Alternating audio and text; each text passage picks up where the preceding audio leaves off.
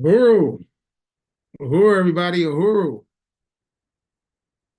Uhuru. I'm waiting for my co-host, Wazy Odom, to come up, but I want to thank everyone for coming into this webinar today. So, Uhuru, Uhuru. just let us know when we are live. Um, we are live, correct? Yes, we are live. Uhuru, Uhuru, Uhuru. So, Uhuru, everybody. Uhuru, I'm Dr. Matsamela Odom. I'm chair of the Hands Off Uhuru Academics Committee Working Group. I'm also a member of the Black is Back Coalition and the African People's Socialist Party. Uhuru. Thank you, Comrade Matsamela. Just want to welcome everybody as well for being here on today. My name is Mwezi Odom, and I'm a member of the African People's Socialist Party, and I serve as the chairperson of the Hands Off Uhuru, Hands Off Africa counteroffensive. And I'm really excited about being here today for today's webinar. And I know we're just waiting for people to continue to fill up the room. So just want to welcome everyone as we're getting started. And I think we have a PowerPoint that will be pulled up shortly too. Uhuru. Uhuru. Yeah. Uhuru. So, well, we'd like to welcome you all to today's webinar. Today's webinar is entitled Black Education and the Anti-Colonial Struggle for Free Speech. This webinar is co-sponsored by the Hands Off Uhuru Fight Back Coalition and the Black is Back Coalition for Social Justice, Peace, and Reparations. Uhuru. And, we have a really exciting lineup today. We are very excited. If we can go back to the first slide, you will see our, wonderful panelists on today. We are really excited to have featured speakers, Chairman Amalia Shatella, Chairman of the African People's Socialist Party, as well as Professor Robin Kelly, author, and also the editor of our History Has Always Been Contraband. We're very excited to have Professor Sharice Burden-Stelly, author of Black Scare, Red Scare, as well as Comrade Sister Betty Davis, who is the chair of the Black is Back Coalition Education Working Group.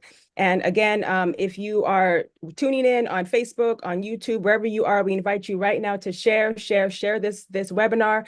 Tell people to go to handsoffuhuru.org/Black Studies, and they can tune in here on Zoom or on YouTube or on Facebook. Uhuru.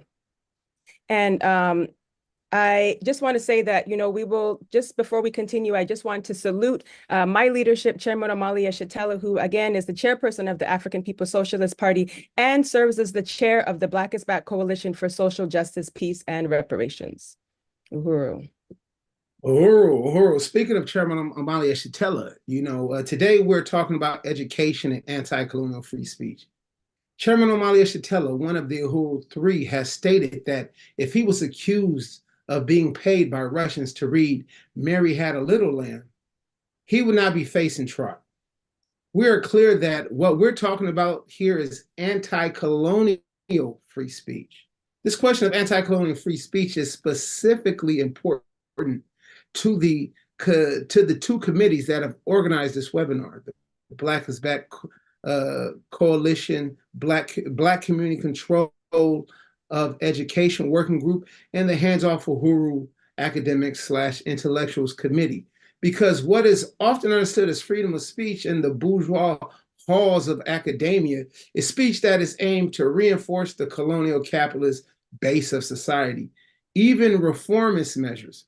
However, it is important to note that as we've seen this rampant attacks against free speech, even some of those reformist measures, to be honest, many people like myself and others on this webinar likely have historically gone to struggle with all the DEI, diversity, equity, and inclusion offices on our own campuses because of those contradictions. But we've even seen as a part of these attacks, the attacks against the diversity, equity, and inclusion initiatives, as the crisis of imperialism deepens, even these reform measures are being attacked. Uhuru. So are we going to stay on this slide, President Matsamela, or move to the next? We can move to the next, but we'll still read that next part. Uhuru.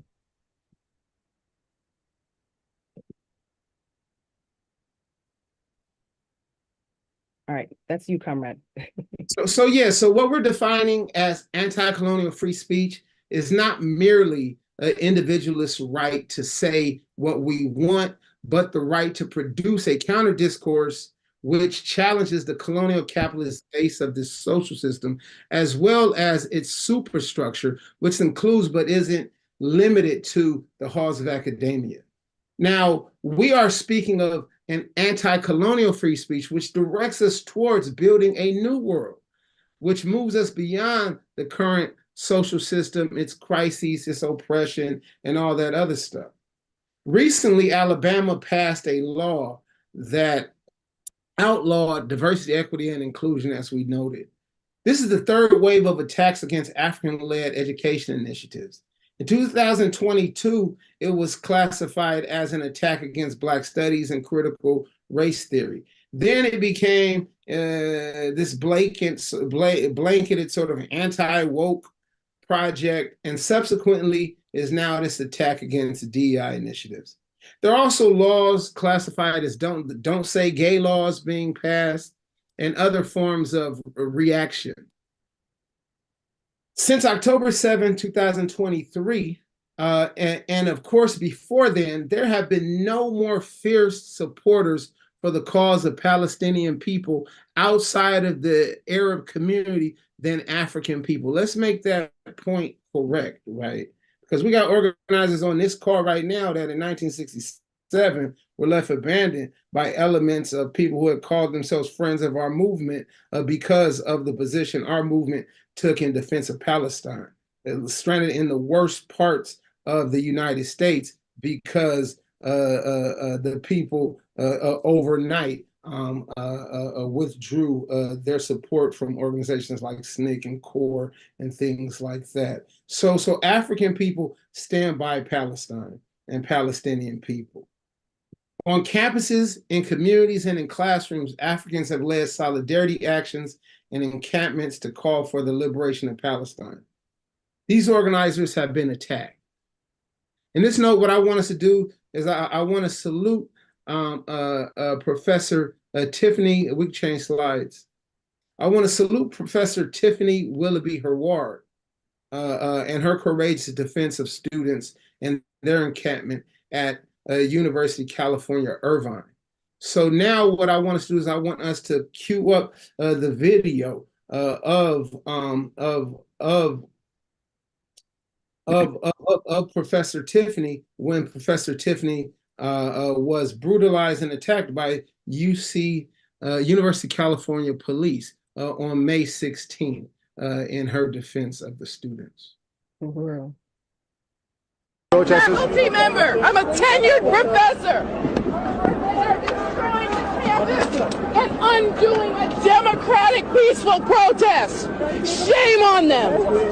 Shame on them. And what department are you in? I'm in the Global Studies Department. And why are you here today? Because we cannot have a genocidal foreign policy in a democracy. These young people are going to be the ones that have to pay the price for these horrible decisions. These police officers out here today, that's thousands of student scholarships.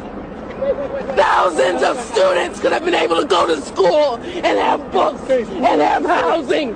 But instead, our chancellor, who is a very cruel man, decided to send thousands of dollars worth of state funding paid for by the taxpayers into the trash. Are you concerned about this jeopardizing your job? For real.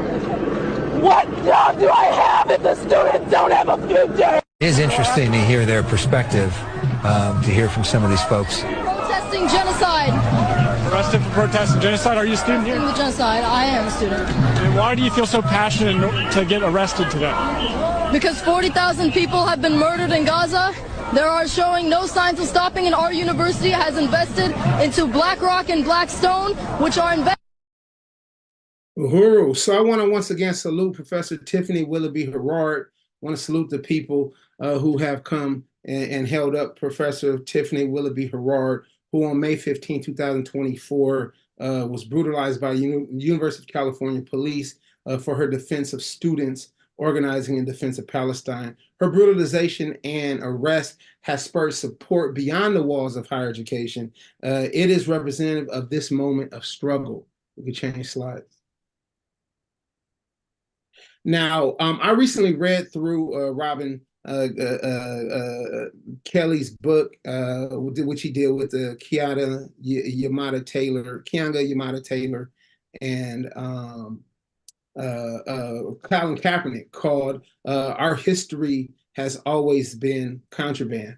Robin Kelly does an excellent job laying out the historical attacks against education and literacy overall. For example, he notes how David Walker's appeal to the colored citizens of the world prompted the creation of most of the laws making it illegal for Africans to read. Walker's appeal was published in the first African newspaper. Around the same time, another abolitionist newspaper was burned to the ground, and its editor was killed by pro-slavery mobs just outside of St. Louis, where the Uhuru movement was attacked by the state. We can zoom forward to the attacks against Claudia Jones, also a journalist in the 1950s. Central to the attack against the Uhuru Three is the attack against the oldest Black Power newspaper in print today, the Burning Spear newspaper. All of this underscores the importance of this webinar today. We can change slides. Uhuru.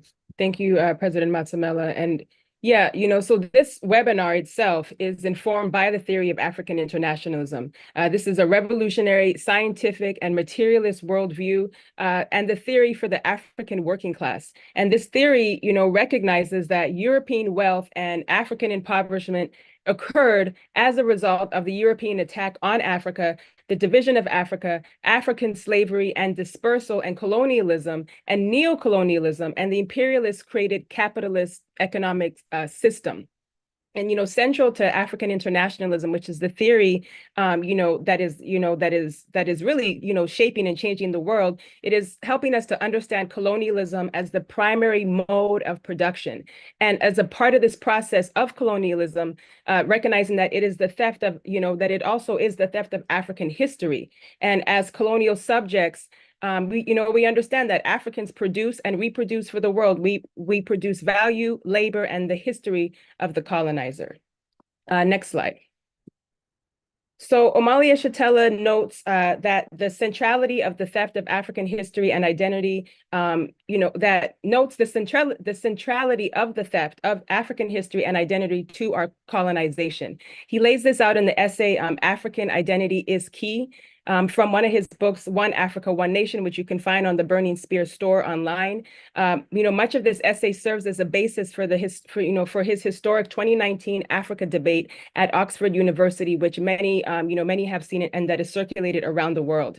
We understand through the lens of African internationalism and the teachings of Chairman Amalia Shatella, and throughout the African liberation struggle, that Africans have lost our identity, and in replace, we have been given these, hyphenated identities, right? African American, Afro, Jamaican, whatever it is, and understanding that here in the United States, after they finish calling us spooks, as the chairman says, and monkeys and Negroes, that now we've graduated to becoming African Americans.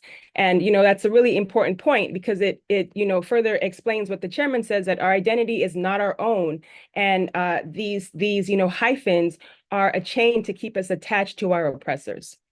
Uhuru, next slide. Uhuru. So I appreciate that. Because to me, it really does. When I read that, and I read Cedric Robinson, somebody who we know for many of us on the academic side has influenced us, and was only 1 year older than Chairman Omalia Shatella, and a contemporary in the 1960s in many ways. He has this thing he calls the process of the creation of the Negro. We could change slides. In it, he notes this Negro was a wholly distinct ideological construct from the images of Africans that had preceded it, where previously the Blacks were a fearful phenomenon to Europeans because of their historical association with civilization superior, dominant, and or antagonistic to Western societies, the most recent being that of Islam. Now the ideograph of Blacks came to signify a difference of species and an exploitable source of energy, labor power, both mindless to the organizational requirements of production and insensitive to the subhuman conditions of work. In the more than 3,000 years between the beginning of the first conception of the Ethiopian and the appearance of the Negro, the relationship between African and the European had been reversed.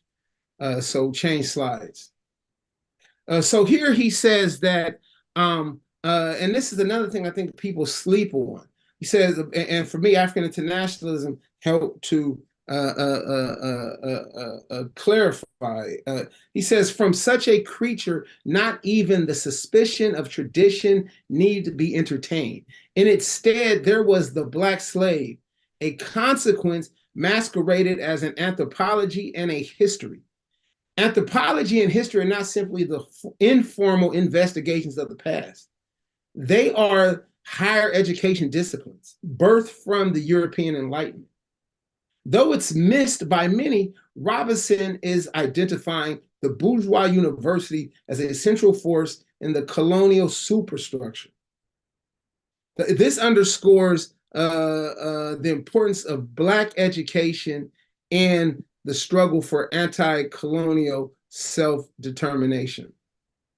So African internationalism as colonial education. I'll pass it to you, Moise. Uhuru. Yes, just really want to salute, this, leading up to what we understand is, what is necessary is, developing, pushing out and furthering, deepening anti-colonial education, how that looks, and understanding that this has been the, lens that has influenced the African liberation struggle. And as we understand, even up to this day. So next slide.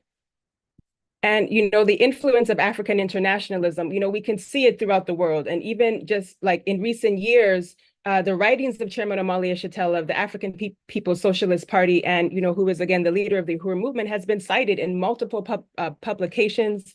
Writers have also increasingly referenced mass campaigns, led by the chairman, such as the APSP's Free Desi Wood campaign and the reparations movement.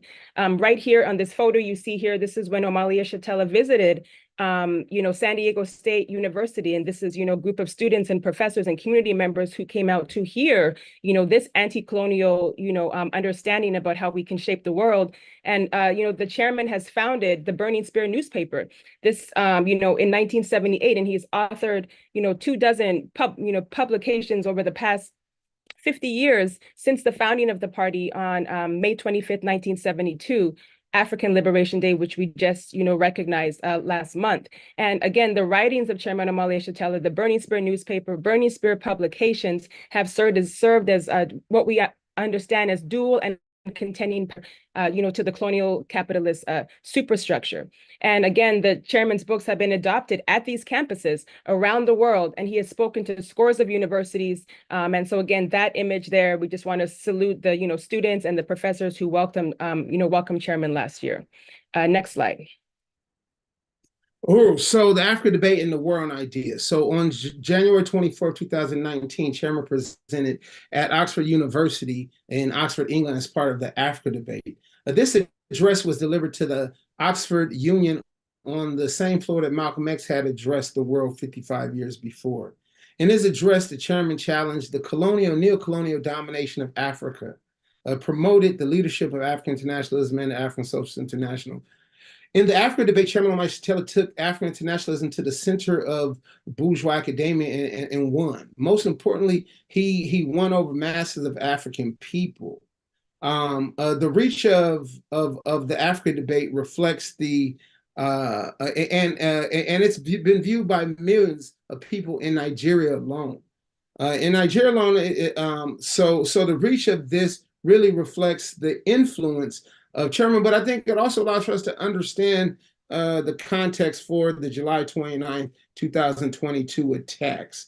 Because at the so I just wanted to say that as I'm mindful of the time, but we'll move to slide 13. Because the late Rod Bush, a friend of Chairman Omali Yeshitela and former professor at St. John, cited the pamphlet cited the work of Chairman Omali Yeshitela inside his book, We Are Not What We Seem, Black Internationalism and Black Nationalism and Class Struggle in the American Century. In fact, he cited at least 7 of Chairman Omar Yeshitela's writings in that book, which included some of Chairman's writings on the colonialism, the political aspects of building the mass movement, and also the book Stolen Black Labor. If y'all can find that one, you need to get it. Bush referenced Chairman Omar Yeshitela and the APSP in a subsequent book, which is an excellent book as well. The End of White World Supremacy, Black Internationalism, and the Problem of the Color Line, 2009. Bush acknowledges the correctness of Chairman's writings, African internationalism, and the position on the colonial question. As a young African, I first found the Uhuru movement and Chairman Omar Yeshitela through hip hop and local organizers in San Diego. As an African work-class intellectual, Rob Bush's works were one avenue that led me to the writings of Chairman African Internationalism and the APSP. And I really want to salute Rob Bush because he left far too early in a sudden way in 2013. So, but we'll change slides. So there's some writers like Ted Vinson made important impacts on the study of African and indigenous people from direct leadership of Chairman and the Burning Spear newspaper. The Burning Spear newspaper actually first published Ted Vinson's writings on Vicente Guerrero, the Garvey movement, and things like that. Those things first appeared in the Burning Spear newspaper. Chairman Omar Yeshitela led campaigns that we talked about in reference in books. In 2019, you got Bree McLemore, who wrote the Law Review article on the 2015 Black People's Grand Jury, which was part of the larger campaign that is getting us the heat from the government right now. Emily Thuma's book, which I feel is a good book to check out. All Our Trials references the Free Desi Woods campaign. And in 2021, Christopher Emden, who teaches at the Columbia University Teacher College, cited Chairman as a source of his own pedagogy in Ratchetdemic, reimagining academic success. Change slides. The University of Florida Digital Collections has digitized practically all of the Burning Spear since 1969. This has expanded the reach of African internationalism, and even amidst the attacks on Black studies, the subsequent and the subsequent U.S. attacks on the Uhuru movement, support for the Uhuru movement amongst librarians and professors throughout Florida has grown, not dissipated. So it was a shift to Mwezi, and it's okay if we need to speed through a little bit. Uhuru. Well, and one of the reasons that we're here, and I want to appreciate President Matsamela for that lead up, is understanding that we are right now facing threats to threats of imprisonment on leaders of our movement. Chairman Omar Yeshitela being the primary victim. The Uhuru Three are members of our movement, Chairman Omar Yeshitela, Penny Hess, and Jesse Neville, all who them among many others of our movement who were victims of the July 29 FBI raids on the African People's Socialist Party in 2 cities. And this case of the Uhuru Three is, as we understand, a case of free speech, as these comrades are being charged for basically speaking, for calling out the United States for its, predatory wars on the people, for fighting for, reparations, for running candidates for elections, all of these, what the state is, deeming as acts are, have to be understand that this is the government's ability and its, attempt to suppress, political speech. And that this is a case that we understand threatens and, to establish a precedence, right, with profound and dangerous implications. We already see this happening on campuses, as we have been talking about. And if Chairman Omar Yeshitela and the Uhuru Three are convicted, it will open the gates for the U.S. government to charge anyone for any speech that they simply just don't like. And, by simply alleging that such free speech is spoken at the behest of a foreign government, where in the case of the Uhuru Three, it is that these comrades are foreign agents or unregistered foreign agents working for the Russians, because of course, African people, Black people don't know how to sum up our own contradictions. We don't know how to understand what is happening to us. And so it takes some foreign power to be able to explain to us and to teach us how to lead our own struggles. And so we understand that we can go to the next slide. That what was put out in the Department of Justice press release, and the U.S. government claimed that this was a weaponization of free speech. But this First Amendment, right, which is this right to free speech, which we understand was born against the tyranny of the British, as the Europeans were fleeing from their own oppressive government, then come here and create a constitution that is not for Africans, that was not for indigenous people, that was not for colonized people. And as the chairman says, what is the purpose of free speech if not to be a weapon used against tyranny and oppression? So just for the sake of time, I don't want to go through too much into this, so we can go to the next slide. Thank you, comrade. But to say that, this is a call, right, for African students, professors to become African working class intellectuals, and, to come a part of this, movement, understanding that when they assault, one of us, when they touch one of us, they touch all of us. And this is why the case of the Uhuru Three is so important. This is why this webinar is so important. And I want to turn it to you, President Matsamela, as an African intellectual on these campuses, making this call for people to join the struggle. Uhuru. Yeah, because this really is something that it was kind of surreal to me, because I got my PhD at the age 38. That was the exact same age that Walter Rodney was when he was assassinated on the behest of the United States government and the British government in his home country of Guyana. It was a call for me to live like Walter Rodney. It's a call for you all to live like Walter Rodney, to be what he called being grounded, being defined as learning from and listening to the people and their communal wisdom, learning their local history and cultural dynamics, and reasoning together. He talks about producing an African history that serves Black liberation.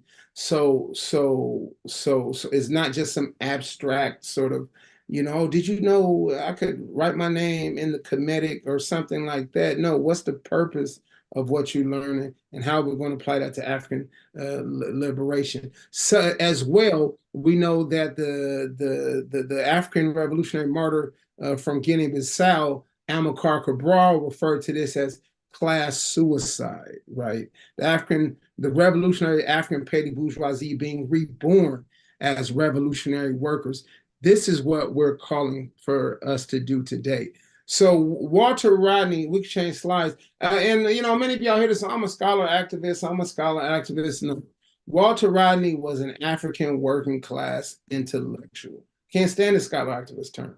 Walter Rodney was an African working class intellectual. Change slides.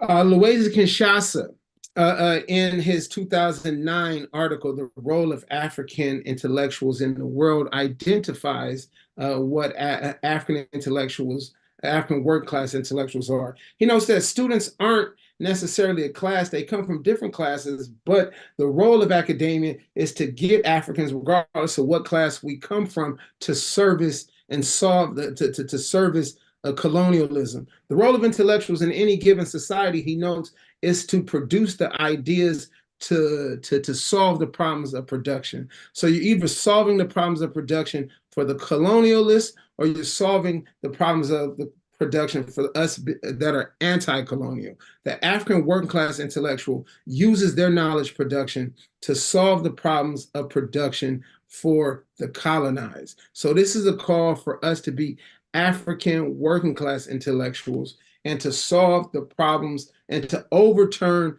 the colonial mode of production. We can change slides. So it's in that sense, what we're doing is we're making a call, right? Making a call for you all here to get involved. Get involved in the Black is Back Coalition. working groups. Specifically today, if you are 35 and under, the Black is Back Coalition Youth and Student Working Group, everyone, however, everyone else that's either you're in education, formally or informally, you don't have to be being paid by some college or school to understand that you're an educator. We can change slides, but we want you all to join the education, Black Community Control of Education Working Group. Here's how you can join. Change slides. You can go to blackisbackcoalition.org and join as an individual, or if you do have an organization, no matter what it is, you can join as an organization. You can also mail in your membership to BIB, care of Akinge Mayele, 4101 West Florissant, St. Louis, Missouri, 63115, and in the memo, put membership. You're going to also put your information inside the chat. If you put your information inside the chat, you can make it a private message to one of us, hosts or something like that, and you intend on joining, or your organization joining, you can. We will get in contact with you that way. So now I want to pass to Chairman Wazy, and then I know that we are going to be bringing up Sister Betty Davis soon. Yes, right on. So again, just a reminder that this, webinar is a fundraiser.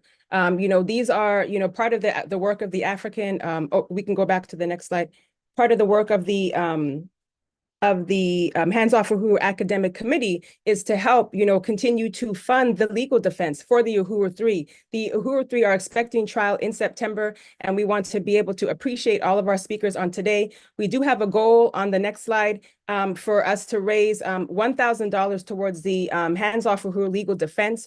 You can do this by going to handsoffuhuru.org/donate. All of this is going to help us build as one of our lawyers has said, a bulletproof defense in that courtroom as we take into that space, what is the actual truth, about why this U.S. government is attacking the Uhuru 3, attacking the African liberation struggle, and trying to suppress, all political speech as we know it. And so again, go to handsoffuhuru.org. Right now we want to thank those who are already making that call to help us reach our goal on today. So we are going to go ahead and get started. And again, as we said, we have a really exciting panel on today, and I really want to, I know Sister Betty is here with us, and I think we're going to show the video a little bit later, President Matsamela, for the Ralph Pointer video. We'll open up with the video of Ralph. So we want to salute Sister Betty, who's coming up, but we also want to salute Comrade Ralph Pointer. Comrade Ralph Pointer, who passed away from us just a few months ago, stalwart organizer for political prisoners, as well as for Black community control of education. So we're going to have Sister Betty's going to talk about Comrade Ralph, but here, let's hear from the words of Comrade Ralph on what Black community control of education is.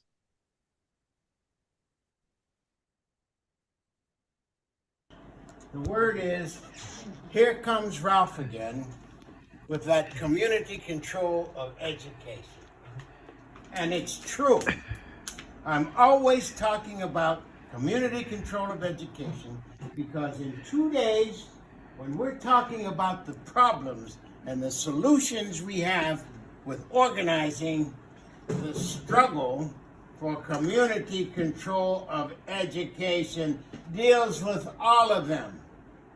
Now, I admit that it's quite a bullet to bite because it is the fundamental of we're attacking the fundamental of racism and corruption in America. We're talking about the fundamentals of capitalism. Now, let me get to the real point.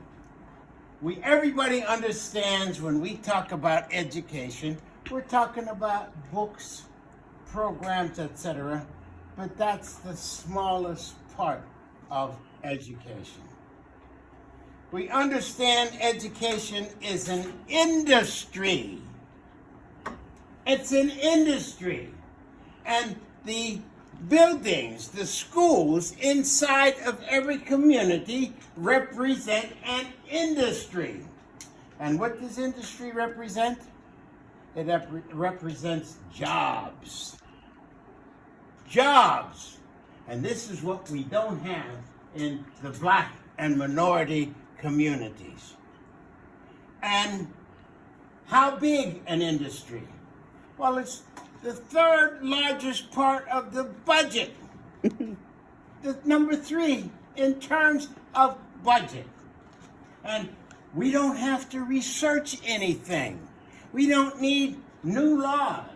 And I always say, well, how do we learn what community control of education is? And I say, you just look at a white community anywhere. That's what they got. How does one come from Europe and make a living and move up through the middle class and maybe become rich? The contracts. Now, let me give you an example. And I'm trying to take a lot of shortcuts, but I'm going to give you an example. New York City budget, education, $37 billion. Now, what's that involve? That involves building a building, that involves maintaining a building, that involves hiring of teachers, that involves paper, that involves books, that involves chairs. If a black community like Harlem, Bed-Stuy, that is the New York City community, 60 to 70% of the students are black and Latino, suppose we controlled that budget. We could say we're not buying chairs from some factory in North Carolina that doesn't have equal employment. Got me?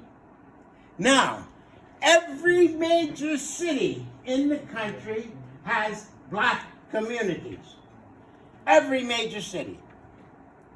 And those communities, those school systems, Chicago, New York, Pittsburgh, largely people of color, but we don't control any of that money. Now, what's keeping us from controlling that money? We talked about the colonial administrators that are hired to misdirect people in terms of their struggles. Yes, how can they hire colonial administrators? They got the money. Who hires them? The Democratic or the Republican Party. And so the reality is the school budget, the education budget, is the power base of both of these parties because they can hand out jobs. They can hand out. Uhuru. Just want to say long live Brother Ralph Pointer. And for those of you who have not had a chance to meet this comrade, he was, just as we said, another example of an African working class intellectual, a fierce leader in the Black is Back Coalition for Social Justice, Peace and Reparations. And we say long live Brother Ralph Pointer. And, really want to salute this video and also, introduce another comrade who has worked very closely with Brother Ralph Pointer over the years. And as we say, that the struggle continues. And so it is my honor to bring up Sister Betty Davis. Sister Betty Davis is another, as we say, example of an African working class intellectual. And I don't know if okay, your screen changed, but I see you there, comrade. I know Sister Betty Davis, you can't join us on screen because there's some technical difficulties, but want to appreciate you and just see if you can, as the chairperson of the educational working group for the Black is Back Coalition, if you can talk about, your work as an African working class intellectual and how your work extends right back into where you are as at the Ocean Hill, Brownsville teacher strike. And if you can also tell us about the work, that work, as well as subsequent work with you and Brother Ralph that you both were involved in throughout your careers. And again, how all of this relates to Black community control of education, as Brother Ralph pointed, laid out, and why we must embrace this anti-colonial demand.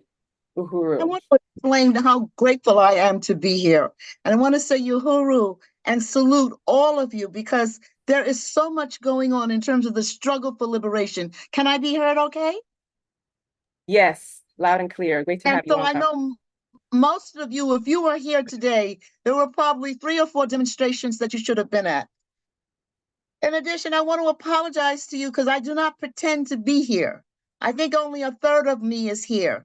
I have lost so many warriors on the front lines this year, and these are people who were part of my brain. When you join the struggle and you call yourself an intellectual, you're constantly learning because you're constantly strategizing with your comrades and you're constantly talking to the people and you're constantly feeding back to the people the strategies that you learn from your comrades. When you lose maybe 2/3 of your comrades in a year of your life, you feel like somebody has performed a lobotomy on your brain. So I want to apologize to you if I sound scattered. Anybody who knew Comrade Ralph, you knew this brother talked 24/7. I just want to give you a little background. He had a master's in physics and he had a master's in music.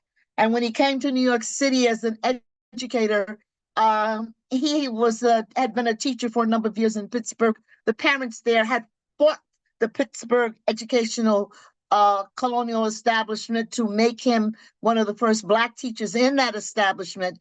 And when he applied for assistant principal, they told him, "You're lucky that we got you, allowed you to teach.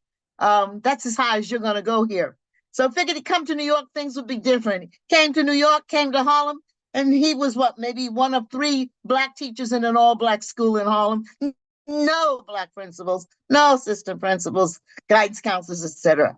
And the parents he met understood when he talked about community control and the point of democracy and education, understood what he meant when he talked about Freire and the pedagogy of the oppressed. Of course, he didn't speak it that way. So what I'm trying to say to you is that I appreciate the conversation you're having.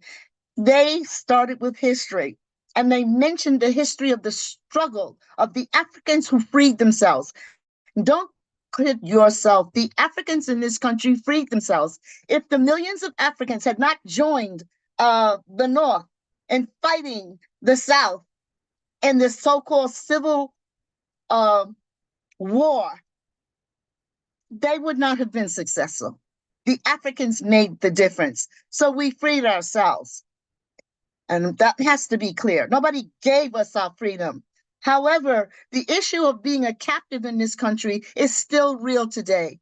And the fact that you know that you are a captive is that the people who make up what you call your police is really the army of occupation, formerly known as the slave catchers. And so the slave catchers, the fraternal order of police, have always been in charge. And when Ralph came to Harlem and fought for community control of education, he had masters in music, and he was supposed to go to Juilliard to get his second master's.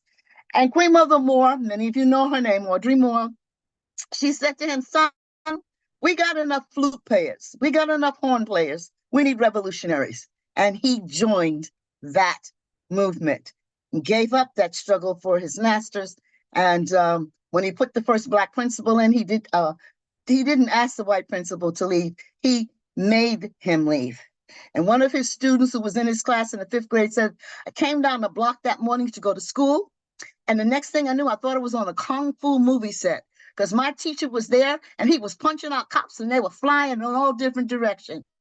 And he said, "They said school was open. So we climbed over the fence and we took to school because school was open." And that's how Ocean Hill, Brownsville got started. We then started organizing schools all over New York to stop the strike by taking back your schools, opening your schools. And when we opened our schools, the community came in. That was Ocean Hill, Brownsville. We took territory. And from my point of view, we won. If you look at the statistics, even though they are now going the other way, on the number of Black and brown teachers who have been hired, you will see we won. So I want to back up and talk about the history that your comrades have put there. And one of the books there, I'm sure they will cover this issue, is the fact that one of the first things the Black Reconstruction Congress did was they established the educational system, free public education. Because as Frederick Douglass said, where you have education, you do not have slavery. And so the first captives who took back their freedom on the battlegrounds during the Civil War established the next battleground. And that battleground is still being fought. You have a system in this country where even the president, when he wanted to force parents to go to school with their children, could not do so because of the local community control of education. Trump tried to say schools are open, get in there, didn't work. And even the papers had to admit that schools are under local control. But where you have these large cities, the Democratic Party and the Republican Party took that power away from the so-called peasants who were coming here from other countries, and they took control over it. And they kept control in the large inner cities until the 60s when there was a revolt. But what I am saying to you now is if you look at what we have before us, you can see, as Chairman Yeshitela has told us, this arrow is going the other way. One of the newspaper articles says the Shenandoah County School Board recently decided to reinstate the names of Confederate officers at local schools, and that this is a disturbing example of how easily progress toward racial justice can be reversed. That in 2020, amid nationwide calls for addressing systemic racism following George Floyd's tragic murder, the school board voted to remove these names. Now, just a few short years later, they have backtracked on that commitment. Now, anytime you have freedom 1 minute and they can take it back another minute, there is something seriously wrong. And this is the discussion that the chairman is raising with us today. Another interesting occurrence. A friend of mine, a comrade, sent me this link to a Zoom, which was the legacy of segregation academies in this country. And what this was allegedly an educational Zoom dealing with Blacks and whites who wanted to get together in the Deep South.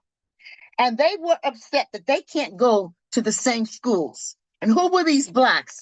One of them was one of the students that had walked into the school in Little Rock, had been in the 5th grade during that so-called integration period. And what this person is saying and wants to say to the white parents who have private schools based on public funds that are in your face exclusionary of Blacks is that we should get together and have a joint school system because we would have more money together. And what I said to my friend when she sent me to look at this Zoom was, if they're going to integrate, they're going to be a majority because this is the Deep South. Who do you think is going to control that budget unless we have a revolution to take back our school system? And I know I don't have to tell you the answer. You know the answer already. And what I mean by that is if you look at the statistics of the mayoral control of schools in the select US cities, Boston, formerly Chicago, Detroit, District of Columbia, Los Angeles, Philadelphia, New York, it's just the top of the iceberg. And I don't have to tell you that within those cities where they have mayoral control, the majority of the students who are in the public school system are Black and brown, but that the budget is in the control of the state legislature and these mayors that they have, and that the Democratic Party in most of these states are controlling that budget, and that the Democratic Party is helping to maintain a system of what we would call ethnic cleansing with regard to teachers, with regard to contracts going to people of color in their state. And if you look at the statistics on the success of our students in these public schools, they are colonial schools. So it's a school to prison pipeline. And what we are saying with community control It is a system of school governance. And it is no accident that the majority of schools in the public school system where whites are in control and a majority, they're still public schools. They are not charter schools. Where you do have private schools, it is in states where Blacks are a majority of the population, and the siphoning off of public monies to these private schools is not on the decline, it's on the increase. If you understand what you were told by Darwin, that it is very dangerous not to understand patterns, not to be able to see patterns. And so we started off this discussion with you about these patterns that we see, that no matter how many times we push the rock of Sisyphus up the hill, it keeps sliding back down. That the purpose of a revolution is to overthrow colonialism, not to join it. The purpose of a revolution for struggle for liberation is to destroy the patterns of the past, is to eradicate colonialism. And what we are suggesting to you is that miseducation equals ethnic cleansing. And this is why you should join. You really should consider joining this organization. And you know we need money, so please think in terms of donating, because ethnic cleansing is the new slavery. If you look at the majority of the Black mayors in this country, you realize that their ability to relate as Africans has been totally eradicated. And as Frederick Douglass says, education and slavery are incompatible. So now, what is our, shall we say, mantra in terms of how we fight miseducation and ethnic cleansing? And by us, I mean the organization that we founded, Lynn Stewart, Ralph Pointer, and myself, several decades ago. Number one, a moratorium on school privatization. Number two, the creation in every city of over 10,000 sustainable community schools. Number three, and this is critical, it should perhaps be number one, an end to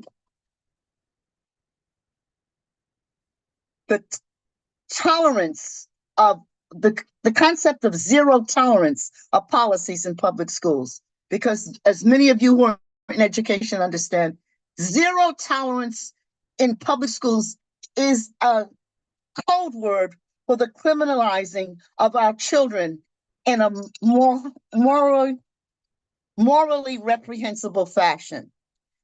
In addition to that, we want a national equity assessment. We believe that equity is one of the major failures of the public education system. The U.S. Education system at one time ranked 19th in world education. When you remove the effects of poverty, you could become number two or number one. Stop the attack on Black and brown teachers. One of the things Shanker promised when he saw he could not stop the bringing of Black Southern teachers to the New York City school system because they had so few Black teachers, he said, okay, we'll let them come. We'll let them stay for a year or two. Then when they come up for observation and evaluation, we'll just rate them and send them right back where they came from. And to tell you the truth, to a large extent, that is exactly what happened. When you become an educator of color that identifies with the community in any major city, especially where there's mayor control, you're on the front lines and you're fighting. That is why the comrade that you see being arrested to fight for her students is a true warrior. And she deserves to be held up as such. How much more time do I have, please? We are over. Oh my goodness.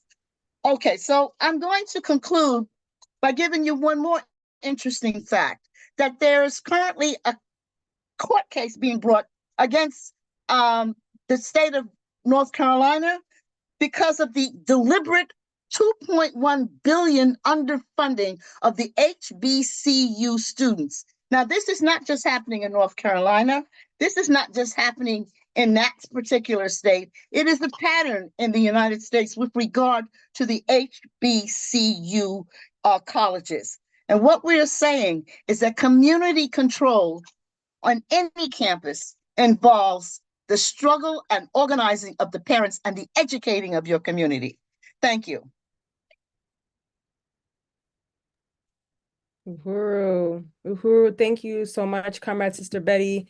And one thing I wanted to really salute, I didn't know about the story, the history behind Ocean Hill, Brownsville. Yeah, there's a lot of applause and hearts and all that happening in the chat, because it just further makes clear the need and that it's a righteous demand. Black community control of education, Black community control of police, of the entire state apparatus. And in the sense of and looking at education as educators and intellectuals, I want to salute you. I hope we can talk more about that as another anti-colonial struggle, just like is happening on these campuses, and teachers taking back education, putting it back in the hands of the people. And I really want to salute you, comrade. And I know you're going to stay on for question and answers.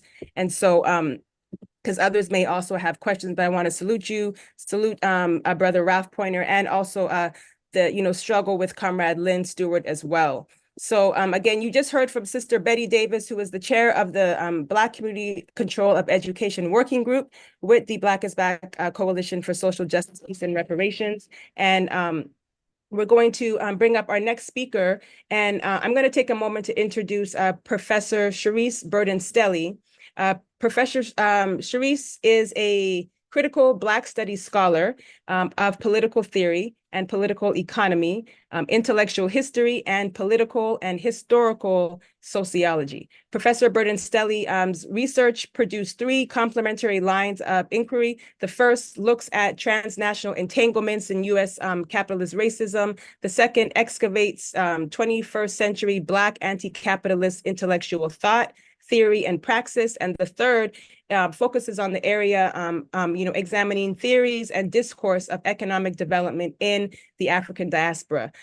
Professor Burden-Stelly is the author of the book. If you do not have a copy, you need to also pick this up, Black Scare, Red Scare, Theorizing Capitalist Racism in the United States, and is the co-author of, with Dr. Gerald Horne, of W.E.B. Du Bois, A Life in American History. Burden-Stelly is also the co-editor, there you are, comrade, I see you, of Organize, Fight, and Win, Black Communist Women's Political Writings of the Reproducing Domination. You have a very long bio, and I don't know if we, there's so much I want to keep going, but I see you here, and I know you could say better than me, but I do want to mention that you are a member of Black Alliance for Peace. And, as the chair of the Hands Off Uhuru campaign, I want to really appreciate, your participation and how you use your platforms to defend the Uhuru 3, of which, speaking towards the conclusion of your book, In Black Scare, Red Scare, your new book displays these links between anti-Black repression and anti-radical repression as a part of the project to strengthen and advance colonial capitalism and U.S. hegemony, when in fact, you note in your book that state repression is an essential part of what we as African internationalists define as the colonial mode of production. So as you note, history does not repeat itself, but it rhymes. And I think that's a great way to introduce Professor Sharice Burden-Stelly for joining us on this program. Uhuru, comrade. Thank you so much for having me. You. So yeah, those long bios are so embarrassing, especially out of the academic context. But thank you so much for having me. I was happy to lift up the Uhuru 3 case in my epilogue, because I think it is absolutely a manifestation of contemporary Black Scare, Red Scare, and we need to have this case dropped, exonerate the Uhuru 3, as well as free all political prisoners. And so we don't need to continue to reproduce political prisoners. So I just wanted to lift that up. Yes, right.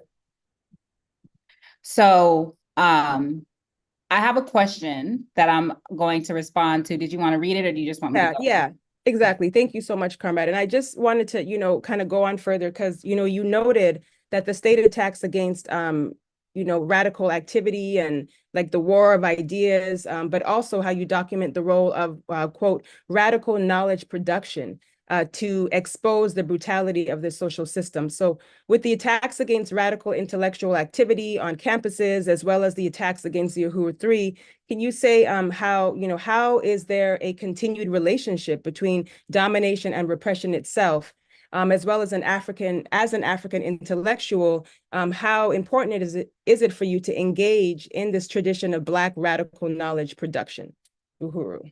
Thank you so much for this question. So I want to start with this quote by Hubert Harrison, who is kind of Harlem Renaissance era radical Black thinker. He was a socialist, a Pan-Africanist, and much more. But he said, education is the name which we give to that process of equipment and training which, in our day, society gives the individual to prepare him for fighting the battle of life. It is a privilege to which every member of society is entitled, for without some equipment of this sort, the individual is but a half man, handicapped in the endeavor to make a living.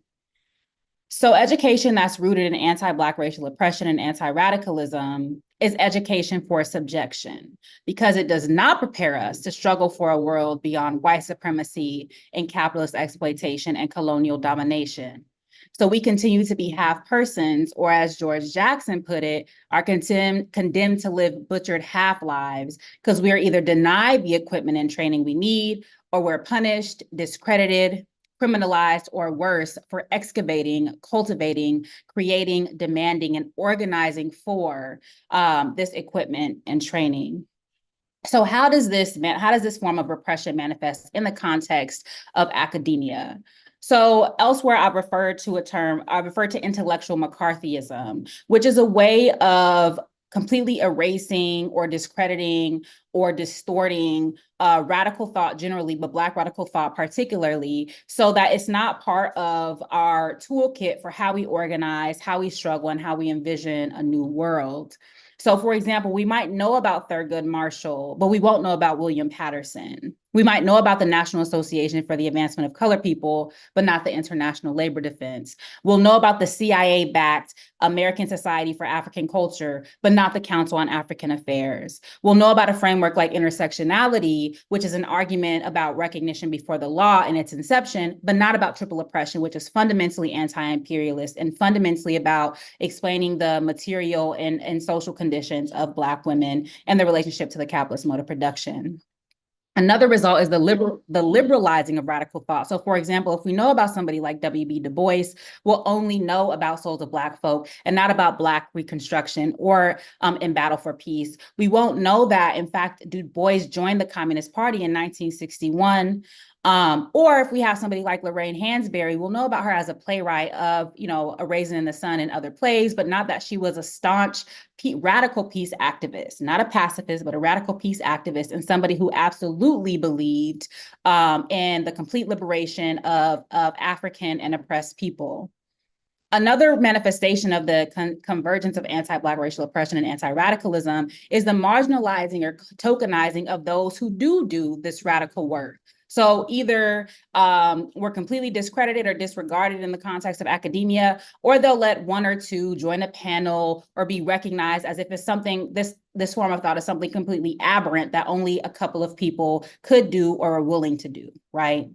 Another effect is rewarding those who study radical thought, but who don't inhabit those politics. So you might have some handkerchief head, as Malcolm X called them, who might like Claudia Jones, right? Or they might like, somebody like Paul Robeson, but they don't really actually inhabit their politics. They're basically are trying to get a bag or come up off of these radical folks. And so even the way that they represent their lives, it doesn't encapsulate the importance and the imperative of organizing and struggle. Another result is that we have petty bourgeois ethics and values imposed upon us, including celebrity culture. And we're pushed to think that this is the only means of freedom, or that this is the only means of achieving any type of equality. It also means that we're misled to believe that persons with money are the best people to lead us, or persons with privilege or access are the best people or have the best things to say or are the most capable. We know that's absolutely not the case, right? That these folks are class enemies, right?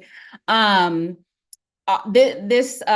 punishment for taking up radical politics, especially when they're rooted in Black liberation, is that it encourages people to distance themselves from radical politics to make racial gains, or conversely, to deny the realities of racism, anti-Black racial oppression, and settler colonialism to assert a quote unquote true or real radical politics. So they try to either shield themselves from the Black scare or shield themselves from the Red scare by throwing class analysis or race analysis under the bus, when indeed and in fact, we need to have both of these, and we cannot understand one without the other. An interesting phenomenon is that anti-Black racial oppression and anti-radicalism and their articulations put us in the unenviable position of defending Black people who are being targeted by spurious charges like plagiarism because of their race, right? Because of their gender. But these people won't bust a grape in a fruit fight for us. And so if we can think about a president, for example, of a very prominent university who was attacked, and so we feel the need to defend this person who, in fact, touted Zionist lines, but just wasn't Zionist enough, did not defend students against doxing when Black and brown students' faces appeared on the side of a truck, who did not support pro-Palestine protests and did not support Palestinian liberation. And so there's a perpetual conundrum of trying to lift up people who look like us because, I guess they deserve to be dirtbags like anybody else. But then we're using our revolutionary energy to defend these people who actually don't believe in liberation for ordinary working class and poor people. And then another effect is criminalizing and discrediting organization and protest through outside agitator discourse. So I write about this in my book in another capacity, but of course we're seeing this as the encampment sprung up throughout the United States. The discourse of outside agitator is being used, number one, to split Gown in Town, as it was called during the Black Studies movement, right? That is to say, to keep the campus separate from the surrounding community. It's meant to undermine internationalism. It's meant to make organized struggle seem as it's some foreign inspired or something that is not indigenous or endogenous to student organizing. It's being influenced by some nefarious characters outside. And it also makes it seem like organizing is criminal, when in fact, the right is very organized. The ruling class is very organized. So it's only when working people and when people who are trying to challenge the status quo do it that it becomes something that's criminal. And so to the second part of your question, it's important to engage in radical Black knowledge production in the context of academia, to paraphrase Walter Rodney, to wage struggle where we are. It's our historical task to wage struggle where we are, including in academia, even as we know that it's the intellectual arm of the state. But we have to challenge the class reproductive logics of academia and to combat its role as the intellectual arm of the state by doing as much as we can to democratize resources and to redistribute resources and to be in community and in service to movement. Studying this radical Black intellectual tradition also lets us know we don't have to reinvent the wheel. There's nothing under the sun that's really new. That the repression goes back, we can say, to the 1798 Alien and Sedition Acts, at least, right? If not transatlantic enslavement. But we have always struggled and we continue. And so we can draw so many organizational, intellectual, and scholarly resources from this tradition. The tradition reminds us of the importance of comradeship, of political humility, of discipline, criticism and self-criticism, and of self-determination and what that entails, including armed struggles. So people talk about decolonize this and decolonize that, but if you are not for armed struggle, you cannot fundamentally believe anything that you purport to believe in, because armed struggle has always been a part of our toolkit, alongside mutual aid, alongside political education, alongside caring for one another as we combat these forms of repression and oppression. And this tradition reminds us of the importance of international solidarity and the importance of organizations. The importance of organizations. We have to be in organizations. We have to be specifically in movement organizations and revolutionary movement organizations, because there is no even though there are individuals who have done extraordinary things, no great person has ever freed us from anything. It is the people who do that work. And so people like Alpheus Hunton, Doxy Wilkerson, Claudia Jones, Louise Thompson Patterson, Williala Burroughs, Maud White Katz. These are all names that we don't necessarily know, but that we need to know. And we also need to study these folks in this tradition because sometimes they get it wrong. So just one example of this is that Du Bois was an early supporter of Zionism and an early supporter of the state of Israel based on his experience in Germany at the height of Nazism. And he thought that that Jewish people actually did need a particular homeland. But we study and analyze their mistakes so that we don't continue to make them and so that we don't worship individuals, right? We follow people, we follow movements, but we don't worship individuals. And there are no perfect revolutionaries, there are no perfect radicals. And so it's important to study these people and take them seriously and be aware of the mistakes that they made again so that we don't make those same mistakes. Doing the Black radical tradition lets us know that knowledge production is a responsibility and a historical task, not a privilege. And we're accountable to movement and those risking it all for structural transformation. And it's important to do radical work because everything is up for grabs right now. And the right wing seems to understand this more than, sorry if you hear my baby in the background. She's tiny. She's 6 months and she's dealing with her grandmama. But anyway, so everything is up for grabs right now. The right wing understands this. We need to understand this. That means they are going after books. They're going after colleges and universities. They're going after DEI. They're going after, school boards. Every single thing is up for grabs. And so we cannot afford to cede any ground. We have to battle anywhere that our people can be benefited and uplifted. My penultimate point is that we're fundamentally in a battle of ideas, which means we have to challenge alienation, individualism, mystification, death dealing, warmongering, and imperialism that are the set points of hegemonic propaganda. So insofar as we are in a battle of ideas, it is incumbent upon us to produce our counter narrative, and not only to produce a counter narrative, but to actually build the ethics, epistemology, and politics that are going to ground the world that we're struggling for. And finally, we have to expose the contradictions. And one of the biggest contradictions relates exactly to the Uhuru Three. They're accused of being agents of a foreign power when all of the Congress people are literally acting on behalf of a foreign power, up to and including, for example, putting sanctions on the International Criminal Court on behalf of Israel. Now, why isn't Congress required to register as agents of a foreign power? But that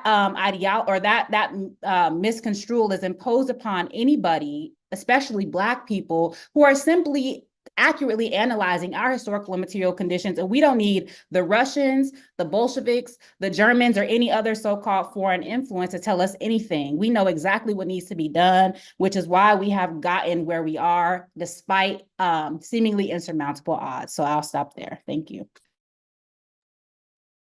I don't know if people want you to stop because that was really powerful comment. But I know you have to. Why are you gonna stop at that part?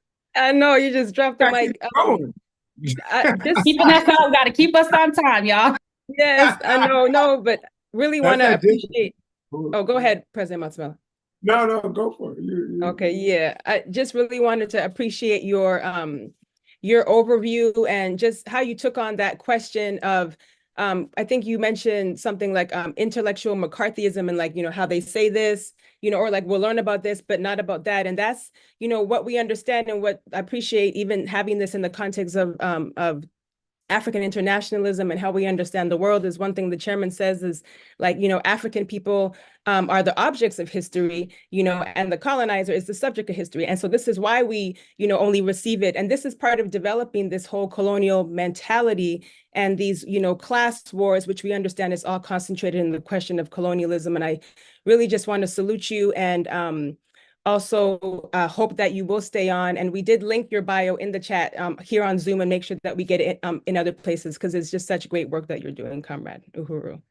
Yes, and I'm glad you're raising a little one who's going to take that on as well. Yeah, they won't have to inherit any of this. So I'll pass it to you, President Matsamela, and also remind people to donate. And I want to thank those who have been going to handsoffuhuru.org/donate to make their contributions for today's webinar. So we are getting closer and inching, away from our goal. So please continue to make your contributions, Uhuru. And while, okay, you're coming up. I was gonna just name some of the people who have went to Hands Off Uhuru while President Matsamela is coming back on camera, if I may. Okay, great. I just wanted to salute Ruby. I wanted to salute Ruby for your $50 donation, Ingrid for your $40 donation. I also wanted to salute and appreciate Youssef, who kicked it off with a $100 donation. He is, you're going to be hearing from him later in today's program. And so far, we have left to raise $810 towards our $1,000 goal. And so that means that, we are academics. If 10 people gave, $100, we would definitely surpass our goal. So whoever wants to match Youssef, I'm going to start it there. Go ahead and put that in the chat at handsoffuhuru.org/donate. So Uhuru Comrade, I see you back now. Uhuru. Uhuru, yeah. And so we really want Professor Burton Staley stick around because Brother Kwaku out of the UK, who does excellent work around African culture and education, things like that in the UK, asked a question about Claudia Jones. The question was asked about some of her books. So Black Scare, Red Scare is the most recent one. And we have Organized Fight Win. Black Communist Women's Political Writing is another essential one that you're going to want to have in your library. So next up, we have Professor Robin Kelly. Professor Robin Kelly, what more can be said about Professor Robin Kelly? For the sake of time, I'll keep it short, but with the series of publications and works and things like that Professor Robin Kelly has had, like I said, I'm just going to do all this right here and just show you the work of Professor Robin Kelly. What people don't know about Professor Robin Kelly, throw this out here, is that Professor Robin Kelly is actually a trained jazz pianist. And Danny Widener, who was my mentor, who was mentored by Professor Robin Kelly, actually says that. And Danny Widener wrote an excellent book on jazz, and he says that Robin has forgotten more about jazz than he himself will ever know. So there's just so much stuff, so many different books. Freedom Dreams, Race Rebels, Africa Speaks, American Answers, Hammer and Hoe, his book on Monk, Your Mama's Dysfunctional, so many other things that really make Professor Robin Kelly such a remarkable person to have on this. His most recent book is Our History Has Always Been Contraband and Defense of Black of Black Studies. So I want to ask him that you also republished your groundbreaking book, Freedom Dreams, as well as other important projects, including some work on Walter Rodney. Can you tell us about the history of attacks against African education that you talk about in Our History Has Always Been Contraband, as well? How do people like Walter Rodney reflect this historical mission of African intellectuals? And lastly, I know you did a lot of, as you know, I did a lot of research on your time at UCLA, anti-apartheid movement. With the rise of campus activities, including the encampments, how might organizers today learn from these previous periods of struggle? So, Uhuru. Okay. Well, Uhuru, it's so great to be with you. Thank you, Matsamela. Thank you, Moise, the great, genuine revolutionaries, the Odoms. Thank you, Sharice. Always, it's hard to follow Sharice. Comrade Betty Davis, and of course, Chairman Omali Yeshitela. It's an honor to be here. I'm going to answer the question, but I'm also going to kind of mix it in with some other things, because really, I think part of the story is the origins of this text and the timing of it in relationship to what's happening right now. So, the text was a product of our struggle with the College Board when they capitulated to Florida around the African American Studies curriculum, the AP curriculum. And, they capitulated despite the fact that the curriculum wasn't even that great as it is, but nevertheless, they were banning certain scholars' texts because the fascist DeSantis had decided, you know, these are basically too radical and we don't really want this. So we basically put together this book, Kianga and I, also with the initiative of Colin Kaepernick and Haymarket Books, to basically publish some of the documents that were banned, some of the authors that were banned in Florida, but also to give away the book for free. Thousands were given away in Florida to high school students, and that was the intention. And because the document, even though Black Studies is global, it's always global. It's actually interplanetary if you want to be serious about it, but it's global. And there's an emphasis on African American in part because it is a response to this curriculum, though we did push the boundaries in some ways. So as you know, the book is a collection of documents, excerpts of documents, original essays. And the point is that Black Studies has always been under attack. Black Studies begins, as you mentioned, Professor Odom, going back to David Walker's appeal. I mean, we date Black Studies to texts like that, you know. And when you think about it for a moment, the idea of contraband is such an interesting concept because our people were called contraband, were legally designated contraband as fugitives when we fled plantations during the Civil War and destroyed the Confederacy in the process. Black study flourished in this era known as classical fascism, which is also the era that heightened the anti-colonial and Pan-African resistance, heightened the contradictions. And this is the era when Italy invaded Ethiopia in 1935 and the real start of the Second World War. And we have to always keep reminding our people that both of these so-called world wars, as Professor Bernselli knows, were wars over colonies. You know, it's always wars over colonies. And this period of the 1930s extends into the Cold War, and there's like a whole radical turn in Black studies, embodied in the work of George Padmore and C.L.R. James, Du Bois, Claudia Jones, Oliver Cox, St. Clair Drake, Suzanne and Aimé Césaire, Merce Tate, Langston Hughes, and others. And I love this quote by Langston Hughes, who said in a speech to U.S. Congress against War and Fascism in 1936, that fascism is a new name for that kind of terror the Negro has always faced in America. This kind of terrorism is extending more and more to groups of people whose skins are not Black. Hold on one second. Sweetie, you got to turn that down. I can't think. Thank you. I'm sorry. I don't have a little one. I have a 13-year-old playing video games, and it's like terrorizing me. Okay. So the official movement, of course, to establish Black studies at the university erupted in the mid to late 60s. And we know that story. And we always have to remember it erupted in the midst of intense anti-imperialist and third world liberation movements against militant opposition to racist police violence. And of course, you know, when we think about it, that period from about 64 to 72, the founding of the African People's Socialist Party, there were more insurrections, urban insurrections in the US than any other Western country in the world, maybe any other country in terms of the concentration of insurrections. You're talking about thousands of insurrections. So Black Studies was conceived not just outside the university, but in opposition to the Eurocentric university culture at a time when these Ivy halls were opening themselves up to Black students.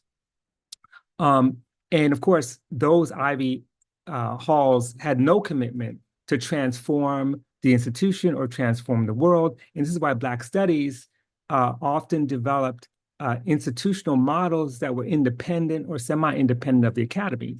In other words, you got the Institute for the Black World in Atlanta, which had a relationship to Atlanta University, but was independent. The Black Economic Research Center in Harlem, the Communiversity, organized by university students and faculty in Chicago, which offered free classes to the community in Southside Chicago and the West Side.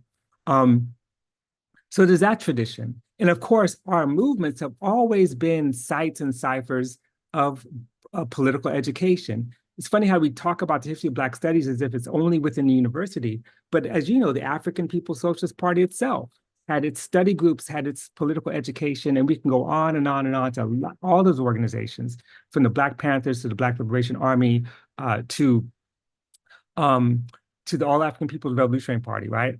So it's not an accident that Black studies emerges in opposition to established African studies programs. What do I mean by that? African studies in the academy precedes Black studies in the predominantly white academy, because these were State Department projects. These were CIA-backed studies programs. They were not intended for the liberation of African people. And I'll give you one really striking example. The Ford Foundation, funded almost all the African studies programs in the U.S. during the early 60s. When St. Clair Drake, who has an amazing history, tried to create, or actually created African studies at Roosevelt University in Chicago, which was a working class university, he applied for money from Ford, and he got turned down. Why? Because he supported African independence. That made him a radical, right?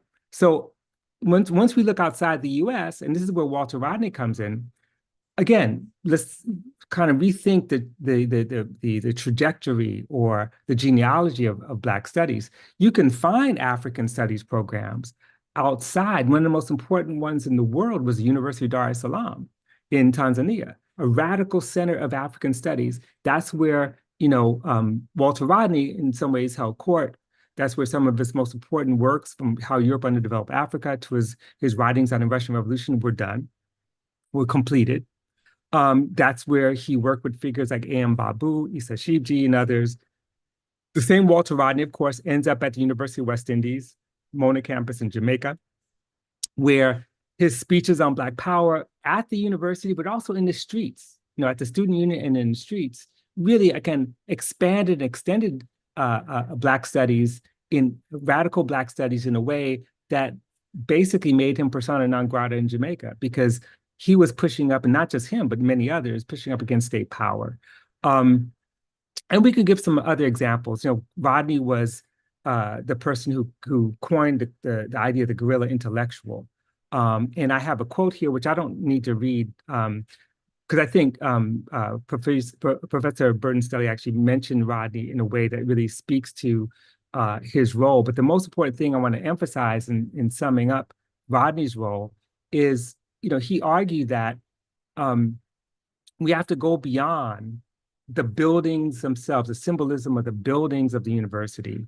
And he says, actually, I should quote this, I'm also thinking about the books, the references, the theoretical assumptions, and the entire ideological underpinnings of what we have to learn in every single discipline. Once you understand the power that all this represents, then you have to recognize that your struggle must be based on an honest awareness of the initial disparity. And that's how the guerrilla operates, within the university, but not of it. Finally, just two last things I want to get to. One is that the context in which we put this book together is extremely important. We did it in 5 months, basically, from February to June 2023. And what was happening in that time? April, of course, is exactly when Chairman Yeshitela, Penny Hess, and Jesse Neville were indicted by the US government on these made-up charges of being agents of a foreign government. April 15th, war breaks out in Sudan, ostensibly between the Sudanese armed forces and the paramilitary rapid support forces. But in actuality, this is a proxy war between Saudi Arabia and the United Arab Emirates, both seeking to expand their influence and really overthrow the popular democratic Sudanese revolution of 2018, 2019. I really want to encourage people to study that revolution, because there's so much emphasis on trying to show the genocidal violence, which of course is real, but that revolution is the very thing that will bring it to a halt.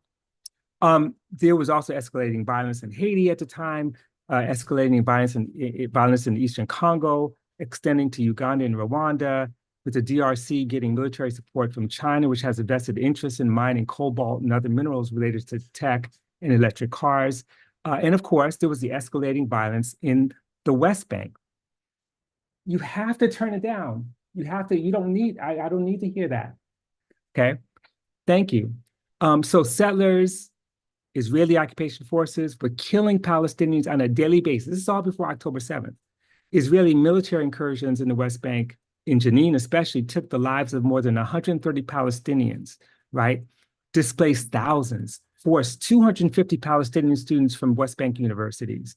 Meanwhile, while that's happening, our sister, Fatima Musa Mohammed, gives this powerful commencement address at CUNY Law School, where she calls out Israeli apartheid, calls out, the violent raids in the West Bank.